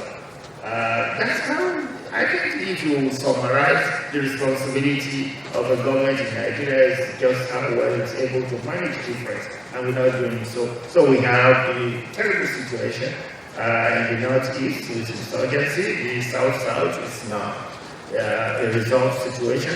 In the whole 34 of Nigeria's 36 states today, everybody understands that, a conflict that we generally define as either herdsmen and farmers, but the definition of this country today is we are in the really center of a very terrible conflict, which has an existential implication. So we really have to be careful. We need to take the whole question of fake news and related matters like hate speech is very serious. So for me, I think, the challenge of democracy, our ability to be able to elect a government that will be accountable, that will be fully transparent, that will take the question of governance serious, is a major issue on the one hand. That's why we should care about fake news. The whole question of the poor management of difference in this country and the just pervasive nature of conflict is the second reason. The third, of course, is just how public officials themselves are able to respond, showing leadership, giving direction. They haven't shown too much example. Next panel, where we'll be talking more about you'll see that, people cannot believe anyway that government is not a site of truth-telling, frankly speaking. What Joe said, so you test the information, you try through this information, a little bit here and there. But I think, what policymakers generally do here in Nigeria is they understand the general level of ignorance, the access to information, the industrial institutions that can help respond to these are certainly not always doing the job, media. So government folks just say all sorts of things, they just open their mouths and, they just lie blatantly. This is a fact, policy making in this country. I imagine that's probably the same situation in many African countries. So that's why we must worry. That's why we must care about this whole problem of, because if we want our country, if we want democracy, if we truly want good governance in the sense that, the whole rewards and the promises of democracy translating to people's life, if we want some kind of a regime of peace in this country, and then if we really have to worry about that. So I think this is the point, and again, I think the media has an extraordinary responsibility to show leadership in this regard. I don't use media in the nebulous, non-professional terms that most people will, because, and I don't say this to be mean, I don't go to sites like Bella Naija or one of the very nice fashion and lifestyle sites to look at what public policy is saying. No. So I'm talking really here about journalism. Journalism will mean many things, but it must mean three things. it must be truthful. All the claims we make must be truthful. That's the very simple part of it. So if it's truthful, that means it has to be accurate and factual. It cannot be any other thing. If it's not, then it's something else. That's not. Secondly, that all the claims we make in the media must be verifiable. Verification is the central principle and definition of journalism. So if you can't verify what's media, I can say, Joe, this white man called Joe Abbas, you can verify that it's not the white man. I mean, he must have worked at the premises office, but he's right here at the center. So verification is key, about what journalism is. And I'm ashamed, of course. And I'm sad to confess that we have a lot of work to do in making this a mainstream reality of what we call journalism in this country. Because journalism can really help in pushing the whole challenge against fake news. But Joe, and Wiggers made the point about it, we can't outsource this very important responsibility of having a democracy, of having a good society to just some people. It is the definition of citizenship. So really everybody must be part of this whole effort. And it starts really from being just media and digitally literate. Thank goodness there are tools today that can help for both for verification and for fact checking. And some of them are not necessarily what only professionals will be able to use. Everybody can, use a lot of these tools. So how we can popularize these tools, we can spread knowledge about them, make sure that they percolate, and and also people can acquire it very early. Some of those challenges that face. One aspect I just like to make is the growing culture of private fear. When I was talking around it, a little bit in a nice circle, is the growing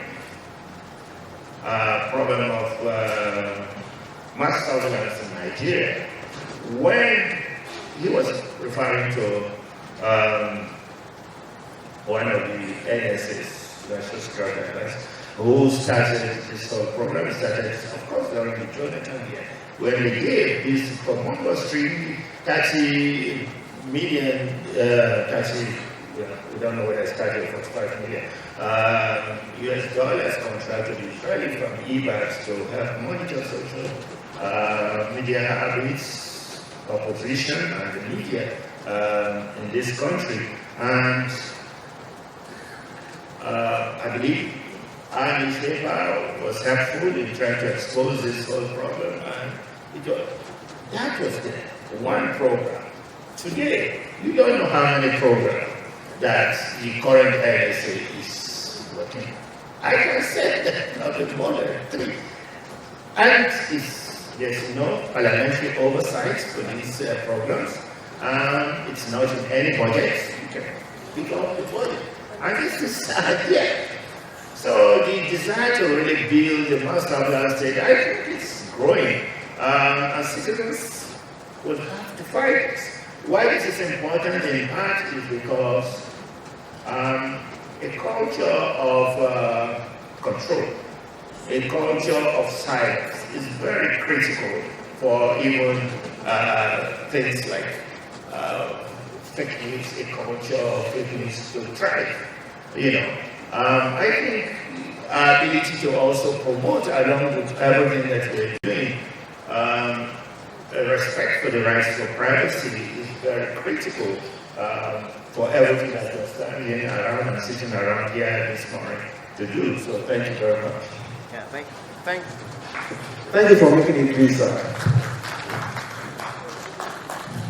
So I think I will just pass a short comment. I'll give you about 30 seconds. I was going to wait for this at the end, but thankfully, Mr. Lauren mentioned it, and I wanted it very quickly. Just before.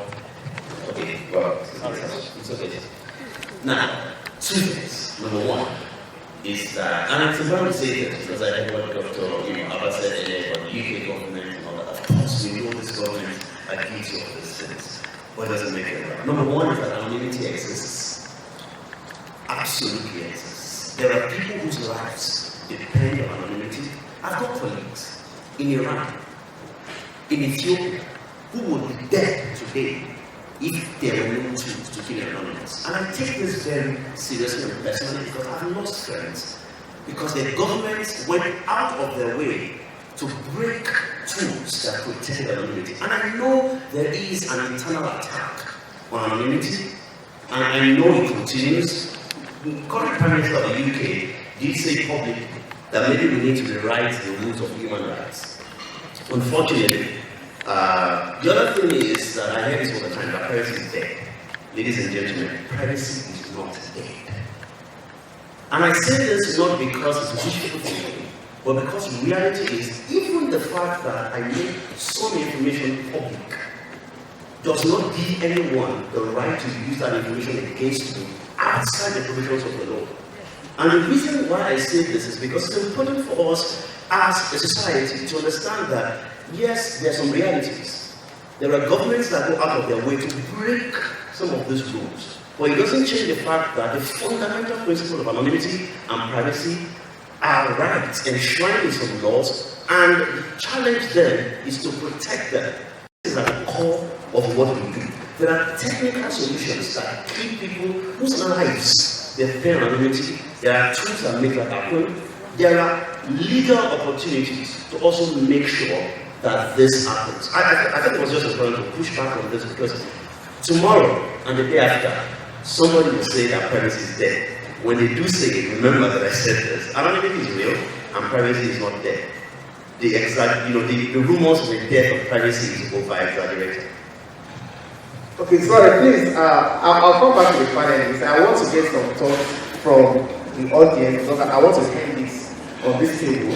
A lot of people were supposed to talk the other time that I held them on. So I'll start from Damola. Damola works with the Ministry of Communication, but she's not here now. She didn't want me to reveal that. But she's not here in her official capacity, she's here in her personal capacity. Good morning. My name is Damola Soboro, as Boye said. Good morning. I think you need to switch on the mic. Okay. Good morning, my name is Damola Soboro. Sorry again, if you're around, please you need to hold the mic because I don't want anybody to speak for more than 1 minute. So that you take the mic after 1 minute. Okay, that means I'm going to have to be more true. I will start by saying, confessing being that I did block my mom at the point. I couldn't help it, I was tired, but family intervention made me have that again. I want to start by answering the question on the open letter, which the former DG had already talked about. Nigeria has joined the open government initiative to be transparent about information. I think the biggest question we have as Nigerians, and that's why I told you that I'd rather be speaking as a citizen than as an officer of the government, because I'm a citizen of Nigeria, and anything that happens in Nigeria affects me. I think as citizens, we need to be, when we're doing our jobs, whether we're from private sector or public sector, we need to be looking at the point of view that I am a citizen, and anything that I do or I do not do affects how my life is going to be shaped, and future generations will be shaped. Because Nigeria has been doing a lot about open government, but some Nigerians have not been allowing it to work. And they don't allow it to work because maybe they have some agenda for today, but the agenda might change tomorrow, and like Benga said, what happened to me, for my SC, could happen to you if you don't allow the right things to work for proper society. Second thing I want to talk about is fake news. I don't think that we should allow, as a citizen again, I don't think we should allow government to regulate free speech because what we have seen in previous times and even currently is that each successive government has their own agenda. So they will push their agenda, and if they are regulating it, then the public will stifle free speech. I think the onus is on CSOs to work maybe with government, or at least to push that agenda of defining what fake news is and even deciding if there should be regulation and what regulation should be. I'm sorry, thank you. I have two more things to say. 20 seconds. Okay. I want to talk about hate speech, because I don't think we really talk about it. One of the things, especially in the upcoming elections, that you hear so many stories. I keep listening to people that come up with things that I've never heard about, that's problem in Nigeria or history of Nigeria. If you don't have verifiable information, then you don't have a basis. I think the onus is on writers, historians, to put out the real history of Nigeria. So if I'm reading that, oh, this person during his government did this and this and this, and then it's coming out again, and I can make a decision on why I should vote for him or not vote for him. I think that's very important. And again, I'm speaking as a citizen of Nigeria, worried about where we are going. Also, I also wanted to speak to the man from Premium Times. There's a big problem, especially with fake news, because of, okay, you have the journalists, the real journalists, and you have the bloggers, right? I'm going to assume that real journalists are non-partisan and say the truth and all that. It's an assumption. I'm not sure it's true. But then there's the problem with the bloggers. They come up with things that, it really takes a thought process to really say that, okay, this looks weird. They wouldn't do that. Why would they do that? Okay, can you give us more information, and then the person just stops giving information. So how do we deal with that? And even as citizens, when you get information, how do we deal with that? Oh, okay, this is fake. Last thing, Facebook. I tried following what was going on in America, with Mexico, and all that. I felt that it's really difficult to expect that the fate of elections of countries should be put on one organization. This is not a government organization, this is a for-profit organization. I think it's going to be really difficult as citizens of the world even to put that on Facebook. I think the responsibility stands with us if we care about humanity to make sure that at least in our own spheres we can ensure that the truth is what is going out. And if we see people that are stepping out, yeah, we should report it. Thank you. Thank you. I guess when I come back to the panel, I talk about that. But I want post next talk posted from Gambia. Yeah. It's an interesting country. It's good to get his perspective. Yeah, thank you very much, Councillor, for speaking here. I just want to address the issue of anonymity. I believe I was very happy when I talked about it because it really exists, especially those of us who work with digital rights. I know in Little Gambia, generally have gone if we didn't have activists that we have trained and were able to get information out of the country. And if you know the Gambia very well, it was a very, very police state for 22 years. And there were people in the country, young people, journalists, and I'm very involved with digital security training, that they have to do that. I've seen colleagues in Uganda and out of here from Zimbabwe who also works on digital security programs around Africa and be able to testify. I think one important thing we should note, and that's what I want to make people understand, we have, in May 25th, we have the General Data Protection Regulation coming up in Europe, the GDPR, which also is enshrined that you have the right to be forgotten. And a lot of organizations now, in countries, want to take the GDPR model, whereby your privacy is your privacy. But in as much of that, we have to educate our citizens more, especially those now, since everybody basically is now a citizen journalist. What data do you share online? And how if you share this data, how do you protect yourself? So I think there's a certain aspect of digital security that we all have to look at and know how to protect ourselves online. And I would advise a lot of young Africans to have the African Declaration on Internet Rights that we have spearheaded for the past 2 years. People should look well at it. It's something that talks a lot about openness, talks a lot about privacy, and privacy is key. Privacy has not died, it will continue. And there are a lot of people young people in this continent that have made changes happen, and most of these people, they are not known. It's important that I say this. Thank you. Thank you.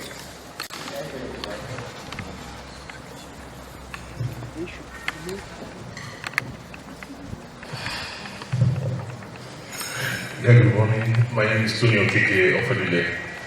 I would want to speak about false news and hate speech.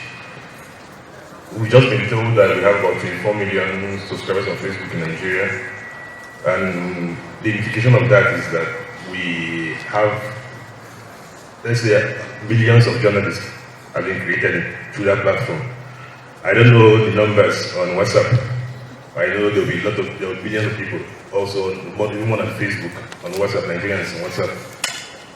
I don't think, I also know Facebook, WhatsApp, the same founder, the same company. I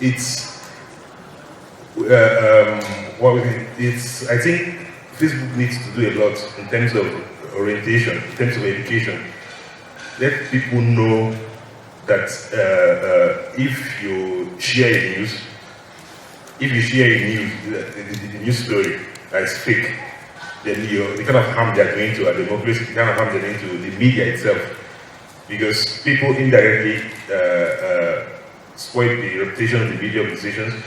People indirectly cause havoc on our democracy. On Facebook, for instance, there's a tool obviously where you could use to mark news as fake news or false news or hate speech and all of that. But I think it has a problem, accessibility. So people, they know it's there, but they can't access it. They don't know how to access it. Not everyone is learned enough to say, okay, I can go to this place, I can go to this place, I can mark this or flag it as a fake news or hate speech or all of that. So, but they know, okay, when you click here, you can like this post. When you click here, you can make a comment. I think the tool for this particular thing should be visible for everyone, so that, because we're in a country where people don't have time to, go through the process, go through here. Fine, someone said the youths are lazy. In this sense, I won't make it. It's not about being lazy now. It's about having the time, having the internet, the data also to go through this process. Sometimes you may want to access that button and your phone starts hanging and you just ignore and pass. So Facebook needs to invest a lot in this. Also, it's not also about flagging. You should also, I think, you have to invest in things like artificial intelligence, so that automatically, if you're spreading the message on WhatsApp, like, okay, you tell you this happened, and we know in some groups I have on WhatsApp now, there are like some Southeast groups. Obviously, you always see messages every day. No, the North, they're doing this. No, the North is this is happening. Not. I don't know where I can flag that kind of message and say, okay, this is fake news. So I would want, in conclusion, I would say Facebook should do a lot about accessibility and also educating people on their subscribers on how to cop this menace. Thank you. Yeah, thank you. Can you take the mic? Okay, before you go there, can you take the comment from? Please, before your comments, try to just introduce yourself, your name and your organization will be fine. Okay, my name is Clement Dike. I'm from African Community Development Center. I want to ask Mr. Gwenda, in terms of how civil society can be empowered with technology that can help them to carry out activism, maybe techno activism, because a lot of youths out there don't know how to use this medium, this technology to aid their views, to put their cross on the internet. Because me, I'm interested in training young people to use ICT to make their voice heard. So I'm asking this, how can we be trained as a civil society, how can we empower the technologies to move ahead? Thank you. Okay, we will answer a question when the people please can you take the mic? Adile.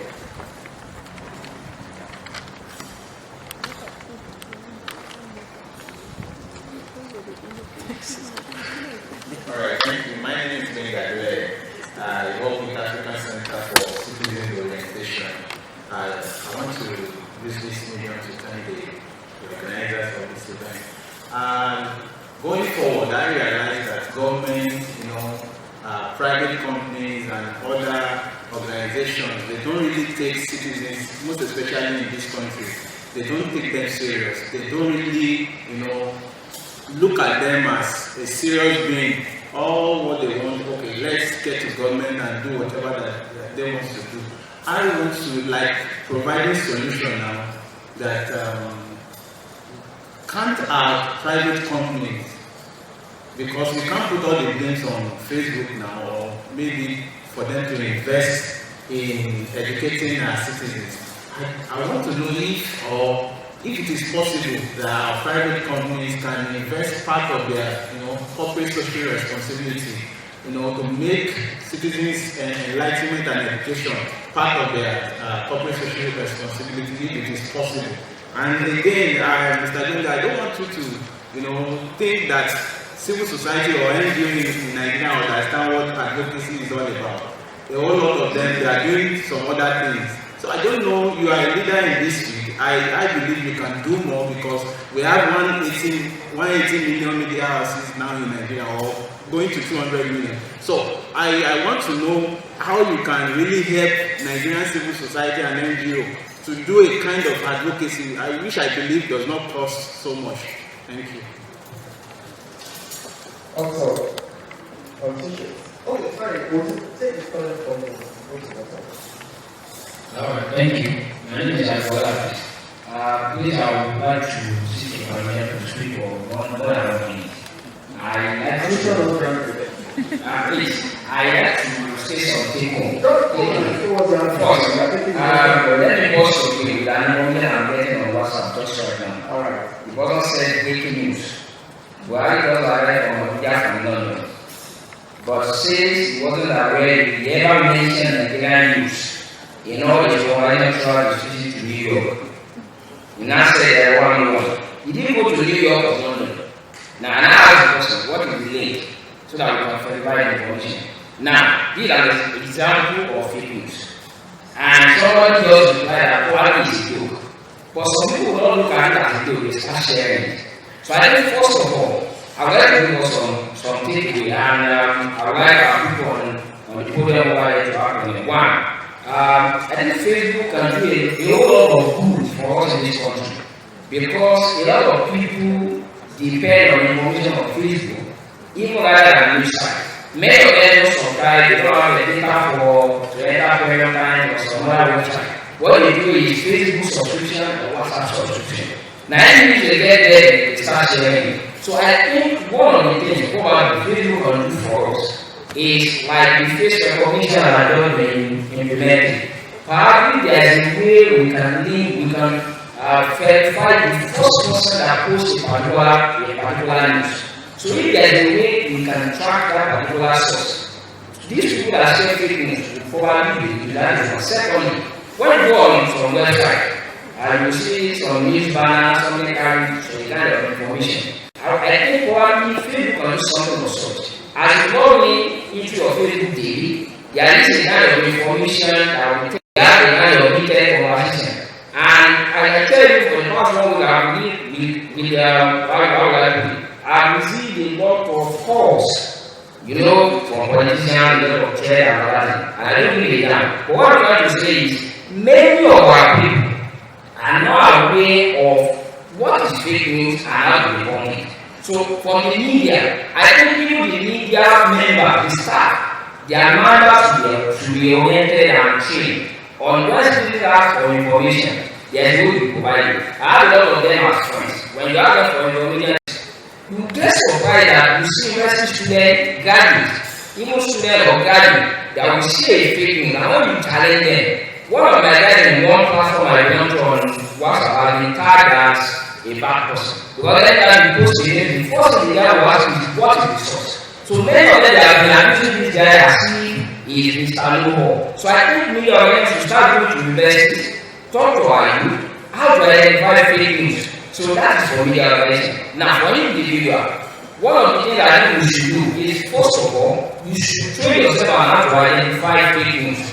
So when you see some news, before you share it, you need to verify. That's what I do first. Any news I try to go on Google search, I see anything like that, I don't know, then I ask the person, what is the source? So as individuals, we should be able to do that. Train ourselves, ask for the source. If there is no name, then you debunk it immediately. So those are the ways I think we can help us. And finally, to Mr. Wheeler from Finance, somebody said, ask that question. Some non-governmental organizations that are into advocacy and some issues like that are facing threats. I'm an individual that is in that particular situation anyway. So there should be a way an organization like this one and some other organizations can form a synergy and train NGOs that are into advocacy of this nature so that it can be well protected. Thank you. Okay, so there are two things you said that I'm not going to wait before I even respond to. Not two things you said, there's one thing you said and you also said the same thing. So during the IFF tomorrow, we have two organizations, CCBOL and Access Now, they will set up a data security desk where you can go to, especially if you are an individual who needs data security tools, or if you are an NGO, and I think that's something you should just take advantage of. So that's a direct answer and solution to that question. I will take the final comment from Otto, then I'll come back to our panelists to give their final remarks.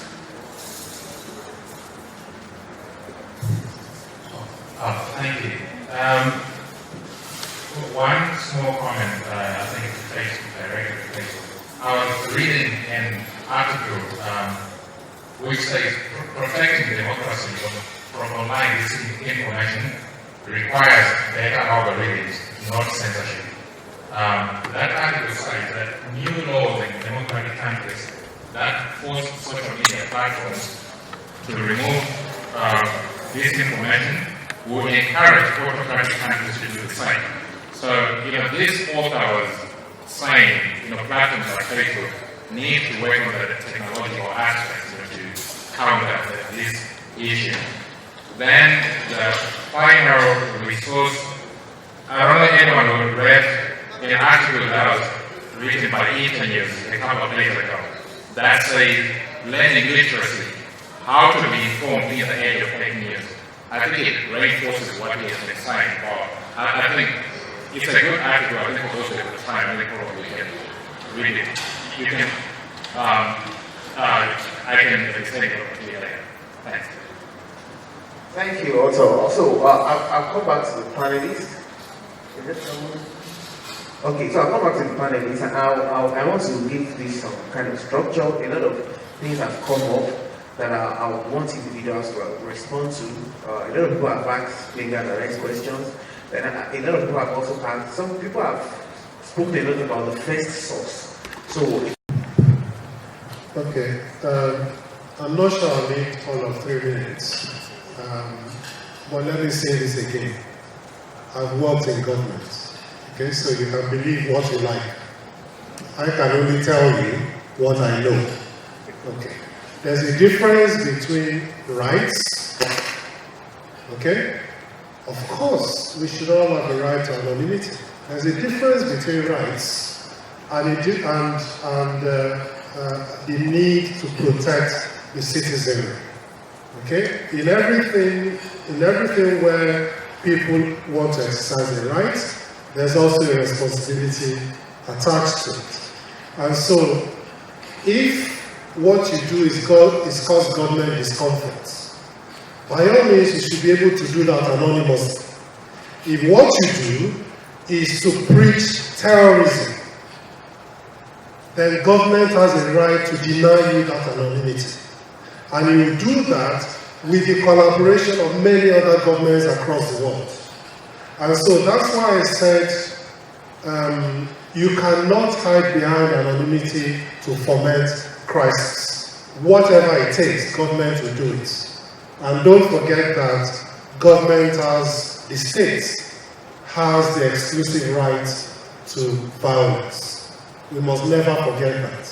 And so, there's a difference between rights and responsibility. The government has a responsibility to protect the citizens. And that's just the difference between the two. Does anonymity exist? Of course it does. Is it right that it should exist? Of course it should. Should government protect citizens? Of course it does. If government needs to break the law to protect citizens, should it do so or not? Let me leave you with that question. Thank you. I love that open-ended question. And that's a question we have to keep answering even on to the end of the forum. So we have enough time to talk about that. So, Mr. Oloriyomi. I think someone had asked the question whether we can make differentiation between what appears to be professional media or journalists and the blogger. I think she left. Okay, but sorry. Forgive me. I think journalism is a discipline. I think it's important to always bear that in mind. Take the notion of the citizen journalist, for instance. I think the key word in this calling is still the journalism.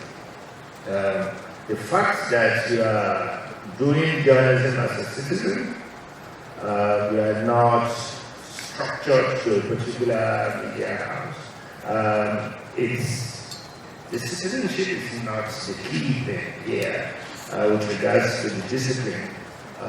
So to that extent, a lot of bloggers are doing fantastic journalism. The idea, I know that that's been said a whole lot of times, and elements in government also promoted that social media,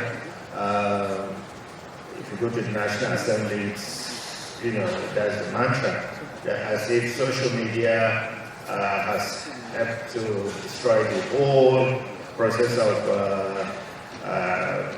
professionalism in the media and all that. Let's take it this way. In the anthropology of news, go back to the earliest form of news gathering and processing that we know, we've always had the low and the down period. Social media is just a platform. Just as the broadcast is a platform, the print is a platform. All these platforms will keep growing, as technology grows. So what technology has offered, especially with the advent of internet, is that it's also given, I love the guy who says that the notion of our age is that the consumers of yesterday have themselves become producers of today. And it's progress. So the blogger has come in that new environment. What is important to always know is that are they really gathering and disseminating factual information? Are we able to verify the claims they are making? Can we identify the sourcing of the information as authoritative, as truthful? Those are the issues, not really whether in terms of their relationship. A lot of bloggers are doing fantastic work, far beyond what many so-called professional journalists are doing. So the thing to always look at is whether their journalism has value or not. Frankly, if I can take 1 second to join the little debate to say, I think Facebook really can do far more in helping to dispel this whole regime of fake news and the whole difficulties we are having now with disinformation or misinformation itself. And, because the relationship with the connectedness that Facebook, the sharing program, the technology of Facebook really is underwritten with the fact that you really have to share, and the whole notion of sharing means that have to connect and connect and connect. I think if we can have more openness and transparency in the technology, in the coding structure of a lot of the social media, it will really, really help. But it is also not inelastic. You could hide all you want. If government wants to get you, they will get you. But I think we should encourage citizens not to be deterred by that. The position should be that we should explore and take advantage of anonymous tools of anonymity to help us protect ourselves. And these tools, they exist, they are available. I'm happy that this forum has a session for that. So those who are concerned, let me repeat, at the risk of repeating what you said, take advantage of that. But clearly the point is, citizens should be encouraged very strongly to take advantage, including the media, and this is where we come to the point of what we have allocated. The media is actually doing a lot, and this is not very realistic. We have both the bad and the ugly. And like I said earlier, citizens are also getting increasingly aware, so they are also able to see the who is from the shaft, and they also know who is credible and who is not credible. From the way the media is evolving, different media organizations are also making their name, they are also having a reputation that people are also beginning to respect. Some of them are also into leaks reporting, like other people. So when you want to talk about you want to get some credible personal information by legislation, it's perhaps go to a platform to visit. So if people become increasingly aware and put a mark, like I said earlier, you name shame, you give applause, the bad guys will fizzle out, and then the good guys will continue to remain at the risk of becoming bad along the way. But what has the media also done with respect to anonymity? The media has also encouraged citizens to be anonymous. I'll give you an example. This is much credit to the Premium Times Center for Journalism. They have created the Leaks.ng platform where citizens in Nigeria can actually share information about corruption in the public space anonymously, if you choose to. Like I said, the tools for anonymity, they are available. Citizens should be encouraged. I don't know if many people know about Leaks.ng. That's a wonderful platform currently in this country where citizens can share information about corruption in government, every sector of government. I'll leave that to you. But honestly, three things. Number one, when we start talking about legislation, the first thing I think is to say, hold on, because there is context to legislation. When we started talking about cybercrime laws in Nigeria in 2004, it took 11 years for that law to eventually materialize. But in those 11 years, the conversation moved from let's help Nigeria with cybercrime to what is now being done with that law. That law is now being used to arrest journalists and bloggers. There's context to the danger of calling for legislation for everything. So please, when we say, we need legislation to combat fake news or to combat hate speech, be careful, because you may just be asking for another tool that will be used. Why is it that every time the cybercrime law is quoted, it is quoted by a big man who is arresting or has arrested a small man, in quotes? Why is that? Why haven't we seen a scenario where a thorough and real case of cybercrime, because we've had many cases, why haven't we had one case of cybercrime? We've recorded at least 10 cases of journalists and bloggers that have been arrested or detained or questioned using Section 24 of this same, in quotes, good law on cybercrime, on cyberstalking. So that's about that. The other thing is, I think it's more important to focus on solving the problem than asking the question, who caused the problem in the first place. It's important. Like they say, there's a proverb in my own local language that says that when a young person falls down, they just look at it and start walking. When an elderly person falls down, they look back to identify the source. But they don't look back and stay looking. They turn again and keep walking forward. I think it's important for us to focus a lot of attention on solving the problem and not pitching our tent on, okay, so who is this person? Because reality is this. Don't forget, messages, there's a lot of, plagiarism when it comes to fake news. So, if you want to arrest the sort of fake news, you will arrest many people who have, copied it and shared it. And one of the things I love with Nigerian WhatsApp these days is that people send what they want to send, and at the end they write copied. As if to say everything I've said, I'm not responsible for it, and things like that. So I'm very cautious about asking that we start identifying the sources of fake news. If a false information is identified from a particular source, we already have laws of defamation. We already have laws, that can be, used around that. But to start talking about, because now we have legislators talking about, legislation for hate speech. Very soon you'll have somebody who will come up with an idea, a Nigerian law on fake news, and before you know it, they'll have a Nigerian law on fake politicians too in response. Okay, we also talked about. Okay, I don't want to talk about the debate again, but don't forget the debate between security and privacy. It's not allowed on our platform. But as I said before, we rely on you to report it to us. Now, I took the point very, very much to heart that some people don't know that it's possible. So you don't have to go be a queer working at Facebook to report things. Or you don't have to write a letter to Martha Zuckerberg and say, please take down this site. Because we might be laughing, but this is what we get.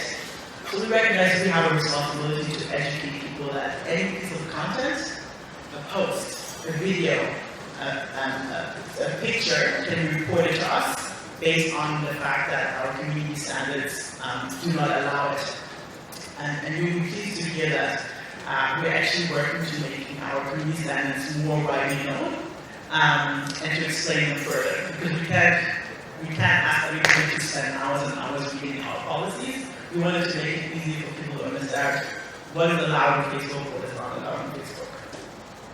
Number 3, I'm very excited about the upcoming session about third-party fact-checking. I just had a call 2 weeks ago with some of my colleagues. We've launched partnerships with third-party fact-checkers in 6 countries so far. And they approached me to say, Nigeria's election is coming.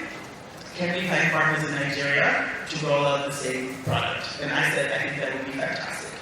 Because the thing is how it works, it not only debunks false stories, it also identifies the pages and domains that repeatedly share fake news. So it goes to what you were saying earlier. So that these people can't advertise, they can't spread this information further, so people will not click on things that are spammy or clickbaity or websites that have ad forms on them, because we do not want that type of content on Facebook either. Because we recognize we have a job to do to stop these bad actors from financially contributing or gaining by putting such information on our platform. I think the 4th point is, so the idea about defining false news or false narrative, the difficulty is that different news outlets, and we've heard it discussed here before, have different approaches on what the truth is. So it's difficult for us as a company to know this is definitely false news at times. This is why we rely on the community to educate one another to say, you know what, the Sun might be reporting this. What other newspapers there? There's the Sun, there's the Daily, the Guardian. Different newspapers have different ways of reporting things and different narratives as opposed to facts that happen, the source that happen. I think it's a collective responsibility for people to say, this is actually what took place. This is actually what's true. When it comes to the upcoming election, and this is my last point before I conclude, is that we take a very comprehensive approach to identify the actors in an election, who are the people engaged in an election, what are the risks potentially with an election, is it hate speech, is it cybersecurity, is it false news, and then figure out partnerships on how we can work with both civil society and government to address some of those. And I'm really looking forward to doing the same here in Nigeria. So we have 2 days of further engaging on this topic. If you see me, you can also gently pull me by the shirt and say, I work for an organization where I know somebody you guys should, Facebook should work with, and that's why I'm here. So please come find me, please tell me about some of the people, organizations we should look towards working with, because we recognize that when it comes to elections, we want civic engagement, we want people to communicate and hold governments accountable, have conversations about how they want their country to be governed, but we don't want bad things to interfere with that. And so if we can do our part to develop products or launch products, like a voting button or information about how to register, get young people out to vote, we want to do our part. And then last thing is to say, this is just the beginning of the conversation. We've talked for 2 hours, but this is not the first or last time we'll be engaging on this topic. I want to thank my excellent colleagues on this panel for the fantastic feedback and suggestions, explanations, and information that they shared with us. So if you can join me in clapping for them, I would really appreciate it.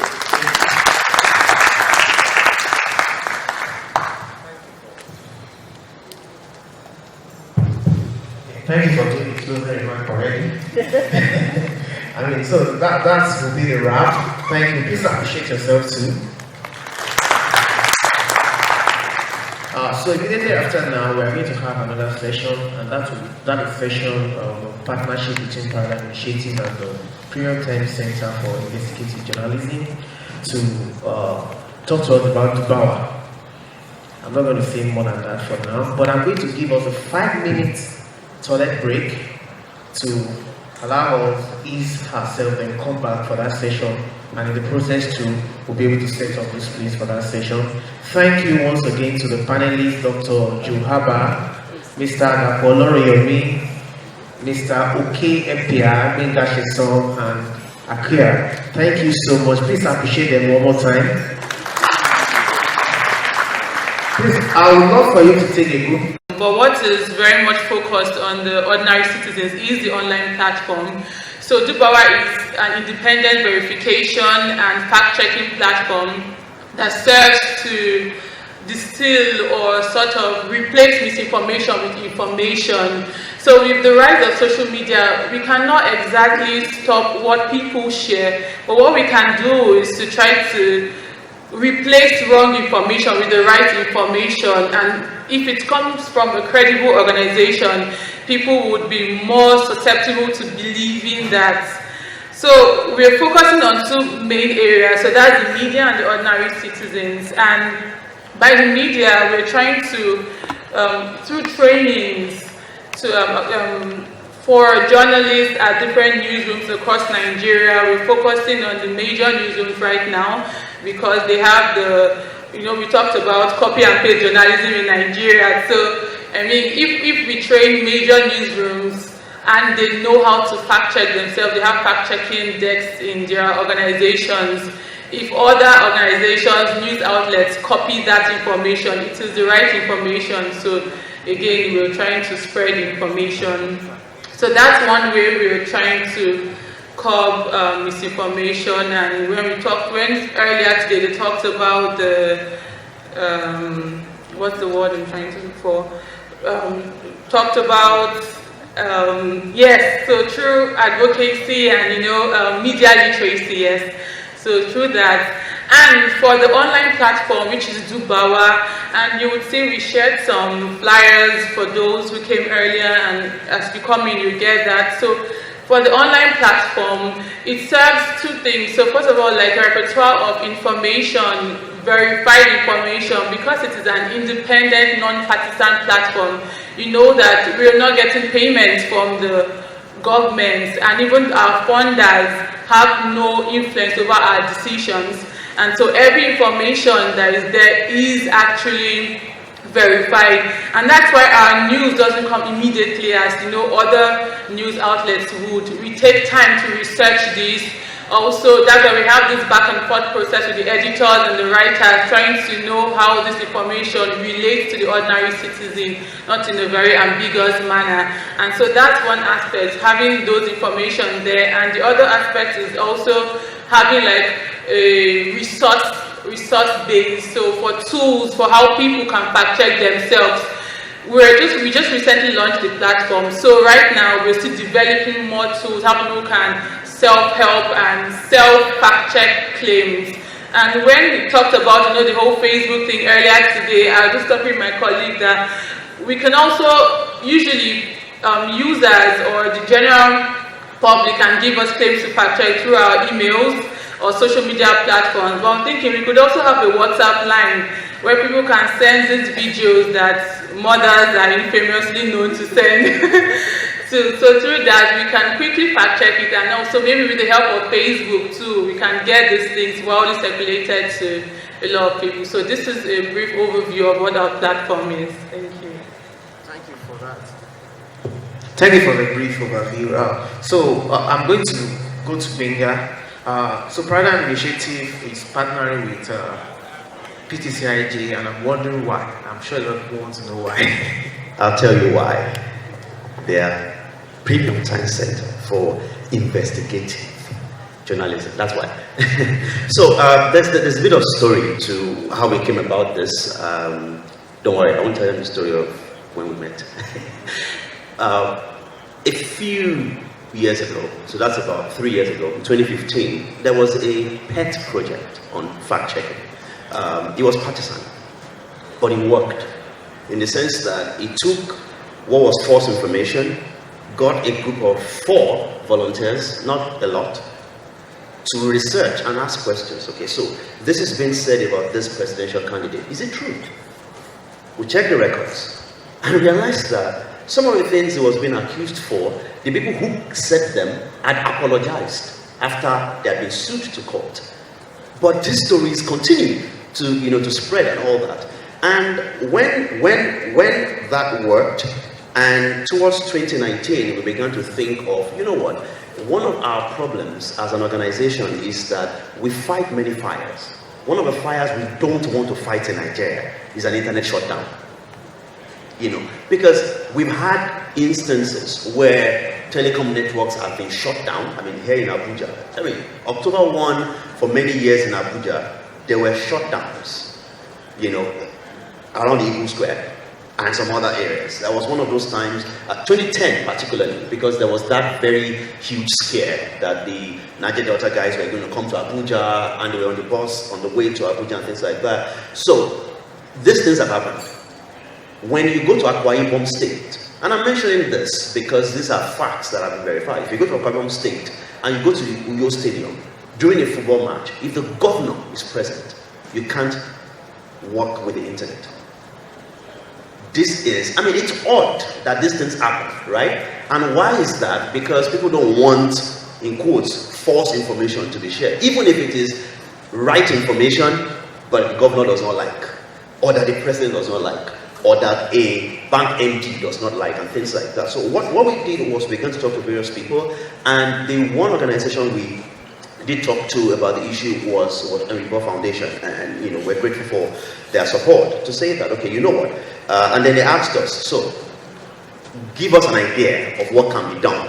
And we put together a short concept, not very short actually, a concept note to say this is 2018, the year of fake news in Nigeria, 2019, this is what we can do and all that. And we sent to them and they responded and said, oh, great, we'll support you, let's do it. But while we were doing that, we saw that Premium Times had launched Dubawa. And, I said to the team, this is our philosophy, by the way. If something is being done, there's no point repeating it. Otherwise, we'll just be fools, deceiving ourselves, collecting money, doing the same thing that's being done, and why would we do that and at the same time say to government that it must be accountable when we're wasting resources? If we waste money on a project that's been done by someone else, then we lose all the credibility to complain that some senators waste money. Not allegedly, but it has been confirmed that they do waste money and things like that. So I reached out to Mr. Oloriyomi, who I've known from a previous life. Not a previous life actually, that makes me sound very old, from way back, and said to him that, well, we hear you're doing this is what we wanted to do. We had reached out again to HBS at the time to say, well, whichever way it goes, if we have to refund the money, I mean, it's always painful to refund money, but if we have to give it back, that's fine. But if it's okay to continue, then we'll do it with Premium Times. And so we said to them, we'll reach out. So reached out, I called him, Boye and Bailey and others had the meetings, and then they came back and said, oh great, we can work together. And so a few days ago, we signed an MOU, and we agreed to work together. And the basic idea is we are extremely focused on 2019 elections. Don't forget, Dubawa is not just about 2019 elections. Dubawa is a sea. And we are very interested in that portion, 2019 elections. What happens after 2019 elections, I cannot say right now. But towards 2019 elections, we're extremely interested in, can I say taking advantage? Yes. Okay. Taking advantage of the expertise that the Premium Times Center for Investigative Journalism has, so that when we find, and we will go to what I and others have referred to as the armpit of fake news, which is at times mostly WhatsApp, that place where mothers share those things with good intention though, and then we share and we write at the end copied, as if to say I'm not responsible for it. We will go to the sources, we will find these things that are spreading. We will, work with Premium Times as they do anyway in investigative journalism to present what is the truth. Because, there is no your truth, my truth. I know that unfortunately there is now alternative facts and all that, but we all know that that's political manipulation. What is true is true.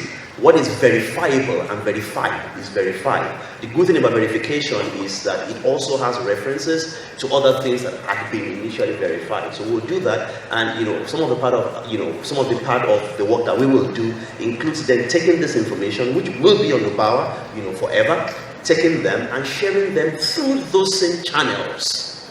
I was talking to the media earlier, and I said that our challenge to you is that when your secondary school WhatsApp group sends you a message that presidential candidate is dead, it's okay. When you go to globawa.org and you see that news has been confirmed to be false, take that information back to your secondary school WhatsApp group and share it with them. There will be people who even when they see fact, will still argue, I saw his casket, he's dead, and things like that. But you have at least done something, to present the truth. So, we look forward to this opportunity of doing something that is non-partisan, that is, based on not personal opinion and not, tilted towards any self-interest. Of course, what this means is that as institutions, we would be ready to be accused by everybody, because the problem with being non-partisan is then everybody says that you're partisan, right? If you're partisan, at least one person says you're not partisan. They say, oh, they're very, they are trusted because, of course, you're on their side. But when you're on nobody's side, when you belong to everybody and nobody, it means that everybody will then look at you and say, no, you're defending this person and all that. But the reality is that we believe that even the perpetrators of fake news will be glad for Dubawa. They will quote Dubawa to say that, well, this news that PDP has shared about us as APC is not true. Why? Dubawa said so. And the day after, APC will then say the same thing, that this thing that PDP has shared about us is also not true. And we believe that the cycle will continue. But we look forward to you playing a role. Please, the only way this works is if you share those things that you see. We will look for them, but we can't find them all. Once you see them, just share them. Like Ebele mentioned, so there's a team at Premium Times Center, there's a team at Pride Initiative, both working together, and so you have a comprehensive team of experts who, from technology to media, are able to look at these things, work on them, present information, and then share. We're excited about this. I can't say that enough. We look forward to. Because when we did what we did in 2015, I had no idea that Cambridge Analytica was actually working. But now looking back, it actually makes sense that Cambridge Analytica was doing it anyway. So if we didn't do what we did then, who knows? Maybe there would have been some influence. So for 2019, we look forward to all of the fake news that you have. We are your dumping ground. Send them this way. We'll go through them. present facts through the expertise of Premium Times as much as possible.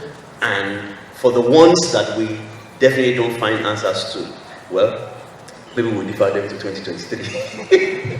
Thank you. Thank you. I mean, if you want to clap, you can. Okay, before I get the view of Tope and Mr. Oloriyomi, I would like to just speak about, he really told us what Dubawa is about. Benga told us why Parainitiative is partnering with PTC. I contribute to this. So how can an average citizen add their own quota to the effective functioning of Dubawa? Okay, thank you very much. My name is Mbo, part of the Dubawa team. How can citizens contribute to the success of Dubawa? Basically by providing the needed claims that you feel are false. And you can actually reach us through all the social media platforms. We have a Twitter handle, we have a Facebook page, which is at PTCIG. The Twitter handle is at Dubawa. You can get all of that on the roll-up banner there. I also want to add, yes, Dubawa fact checks political claims, but that's not the only thing that Dubawa does. A few years ago, there was an outbreak of Ebola disease around West Africa and Nigeria, and we had this WhatsApp messages going around, wake up by 12 midnight, bathe with salt water, drink it, and all of that. And you discover it, as much as it sounds funny right now, a whole lot of Nigerians did it. That's because we allow that news to spread. There was no platform to fact check that health claim. So Dubawa is not only focusing on political claims, we are also fact checking health related claims. Statistics shows that 71.6% of Nigerians spend, 71.6% of spending on health in Nigeria is out of pocket, and that's a huge amount of money to be spent by citizens for healthcare, and for healthcare that they cannot trust.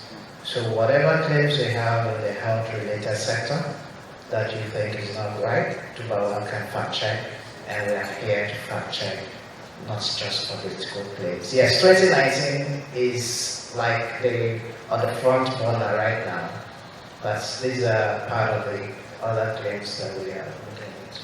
I mean, it's very useful that you help us to understand that Dubawa does a lot more, especially talking to some other issues that Dubawa would address.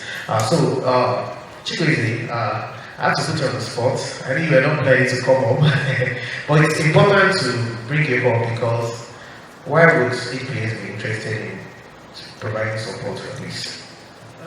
Well, this became like an alarm for us because we have other offices in other parts of the world, and we have about 3 other offices in different African countries.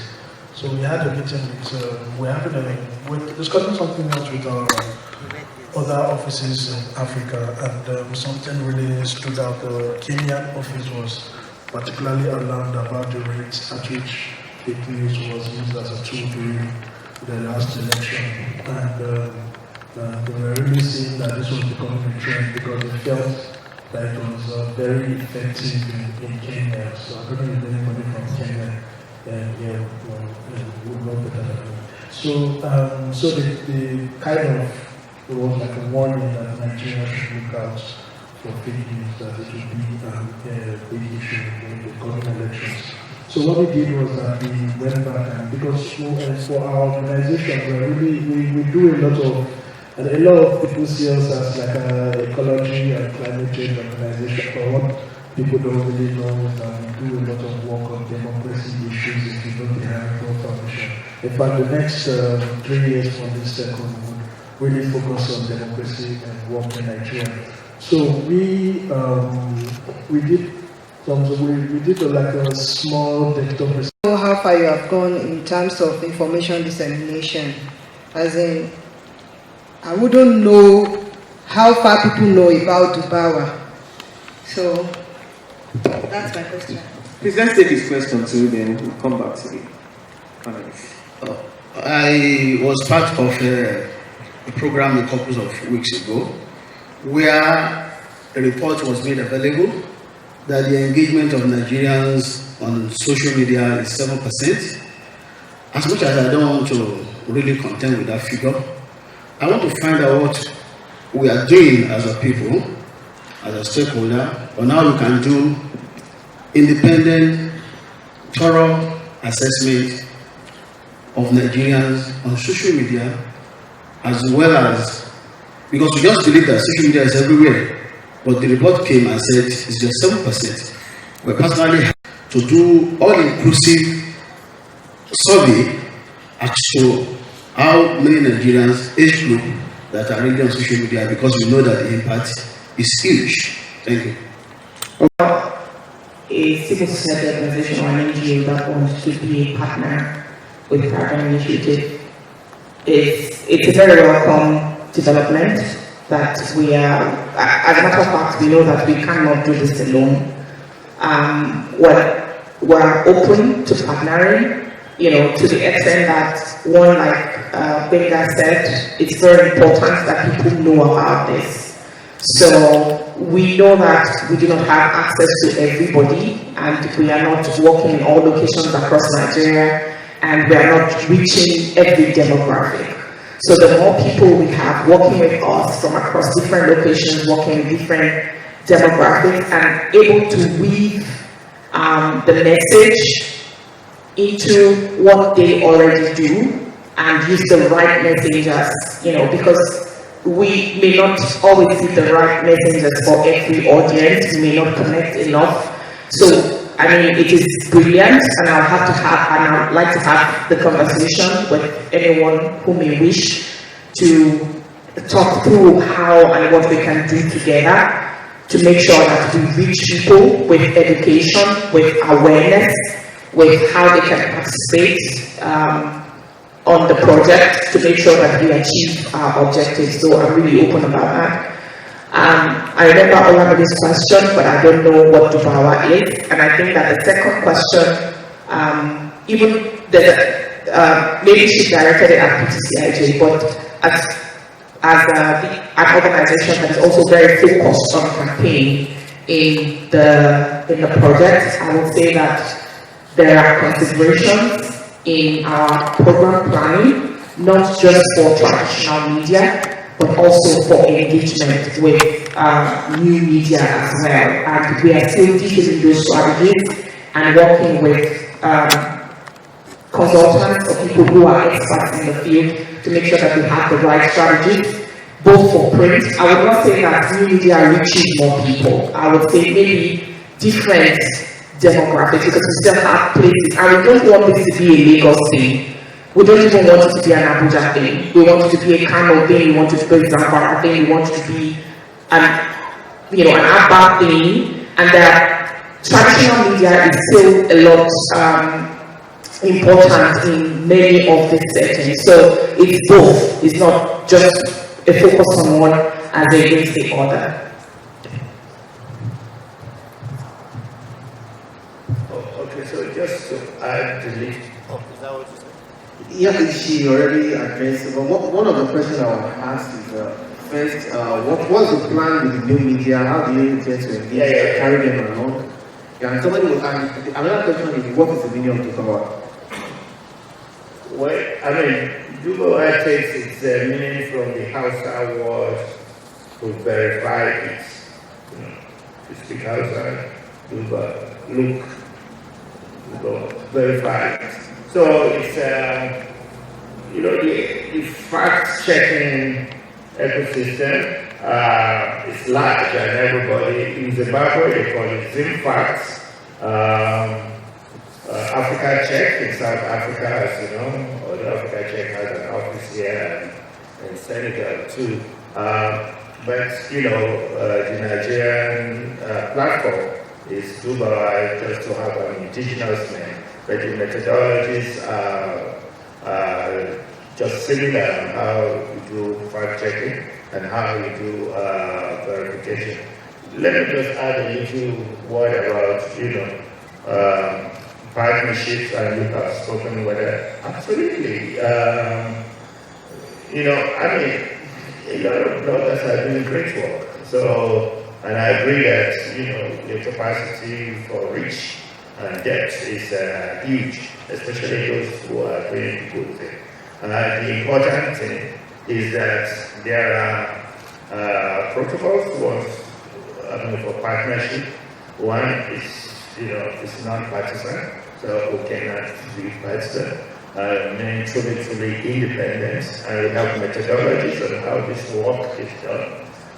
Once we agree on those things, that's, yeah, okay. So we can always be a village program officer, and then we can talk around that. Just to add that, if you've been following the group CDD is one of the active partners also. So civil society, the point to raise, CDD, the Buhari meter, which tracks Buhari. For a very long time, we've been doing the investigations that support Buhari meter for CDD. But with Dubai coming on, it's logical for them to just be part of the whole Dubai process. And so this budget, as you know, budget does this very important budget transparency work. So they provide a whole lot of, Emma spoke earlier, so it's not only politics. Politics is the key thing that everybody wants to listen to, but there's fact-checking on economic issues, there's fact-checking on health issues. Actually, there's also fact-checking about truth in advertising. Somebody mentioned this earlier. I hope a number of stuff like that. Thank you. Thank you, sir. One question that I know the answer. There was a question about how far this has gone. Oh, how far has it gone? It hasn't gone too far because it's new. It's just about two. I mean, we've been doing fact-checking as a newspaper, you know, since 2015. But it's important to say that, look, this is a national problem. For the media to all come together. We would have launched this last year, but we wanted to bring people together so that it's not one person doing it. I mean, we are dissolving ourselves, as you can see, increasingly. So until we were able to bring the 8 newsrooms to become partners, and we've done the training for the 40 journalists, we didn't think it was appropriate to launch. But once you take off from here, you know, and partly, you know, also what Paradigm Initiative is bringing, they're bringing also a whole lot of communication support. But it's going to be on a thorough course. Watch us in here. I think you should answer the question on social media penetration. Okay, so let's add a bit to what he said, especially because it's very important for us to state here that this is a national platform. So even though Premium Time and PTCI, the Premium Time Center for Investigative Journalism, is coordinating all the efforts, and we have partnerships with other NGOs and funders, this is a national platform. We need to take ownership of this platform. We're going to start some of our claims from our experts, but also from general public. We cannot be in all the WhatsApp groups and all the social media platforms, and we can't see all the news. So sometimes it's what the people send to us that we will fact check and send back to the public. So this is a national platform. And also about how far we've gone spreading the knowledge about Dubai. Well, like I said, it's just a new platform, but we have taken very big steps, and one of them is this partnership with Paradigm Initiative, which should reach a wider reach. We're also considering having radio programs as well, so that people, the people who listen to the radio more can also have access to what we do and know more about us. So we are exploring other channels. This is an innovative organization, and so we're always open to new ways to do things better. Okay, so two things. When I had a question about what has been done so far, what I wrote down here, was what will we do? Because this is at the beginning. I think we can publicly put ourselves out there and say that we've got 198 million Nigerians, we've got 87 million voters, we've got about 30 million votes, during most elections. And one of the things that we must do, and this is must, right? Is that we must at least, with this platform, have at least a unique reach that goes to the minimum of 20 million individuals. Now that is a lot of work to do. What have we done to be able to do that? I don't know if Aqua is still in the room. Yeah, okay, so I already talked to Aqua, they're giving us free advertising as much as we want. I'm just kidding. Oh, the joke. But they know this, from me. I know some personal things, but what needs to work has to work. So between Facebook and Google, they will support us. I mean, they already indicated interest because they've done this in other countries, and we'll make sure we use the tools that they already have.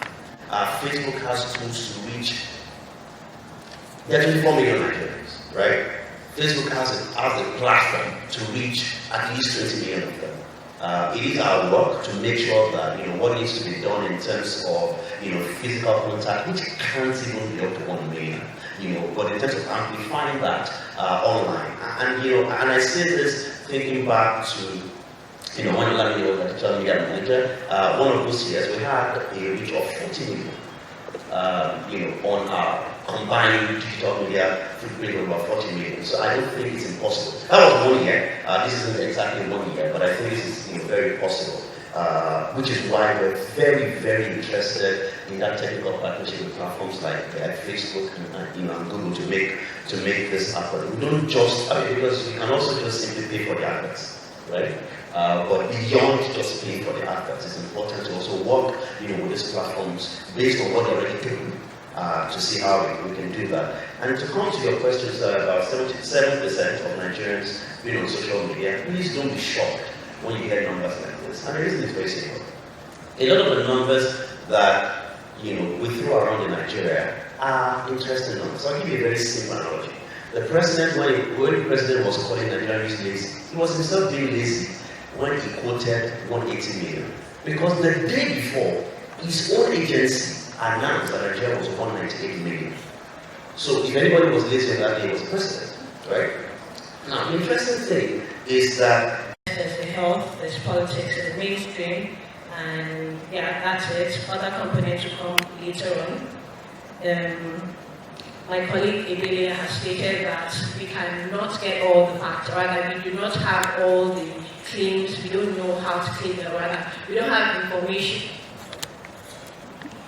We do not have all, we need your help. Fact checking. Anything we see that is very dubious, doubtful, you can reach out to us, contact us, you can tweet at us, you can reach us via Facebook, and we will devour it for you. Thank you. Thank you for that explanation. And thanks to the panelists. Can you put your hands together for them one more time? So just before you go, I want to take a group picture together. Somebody told me that it's already a press release.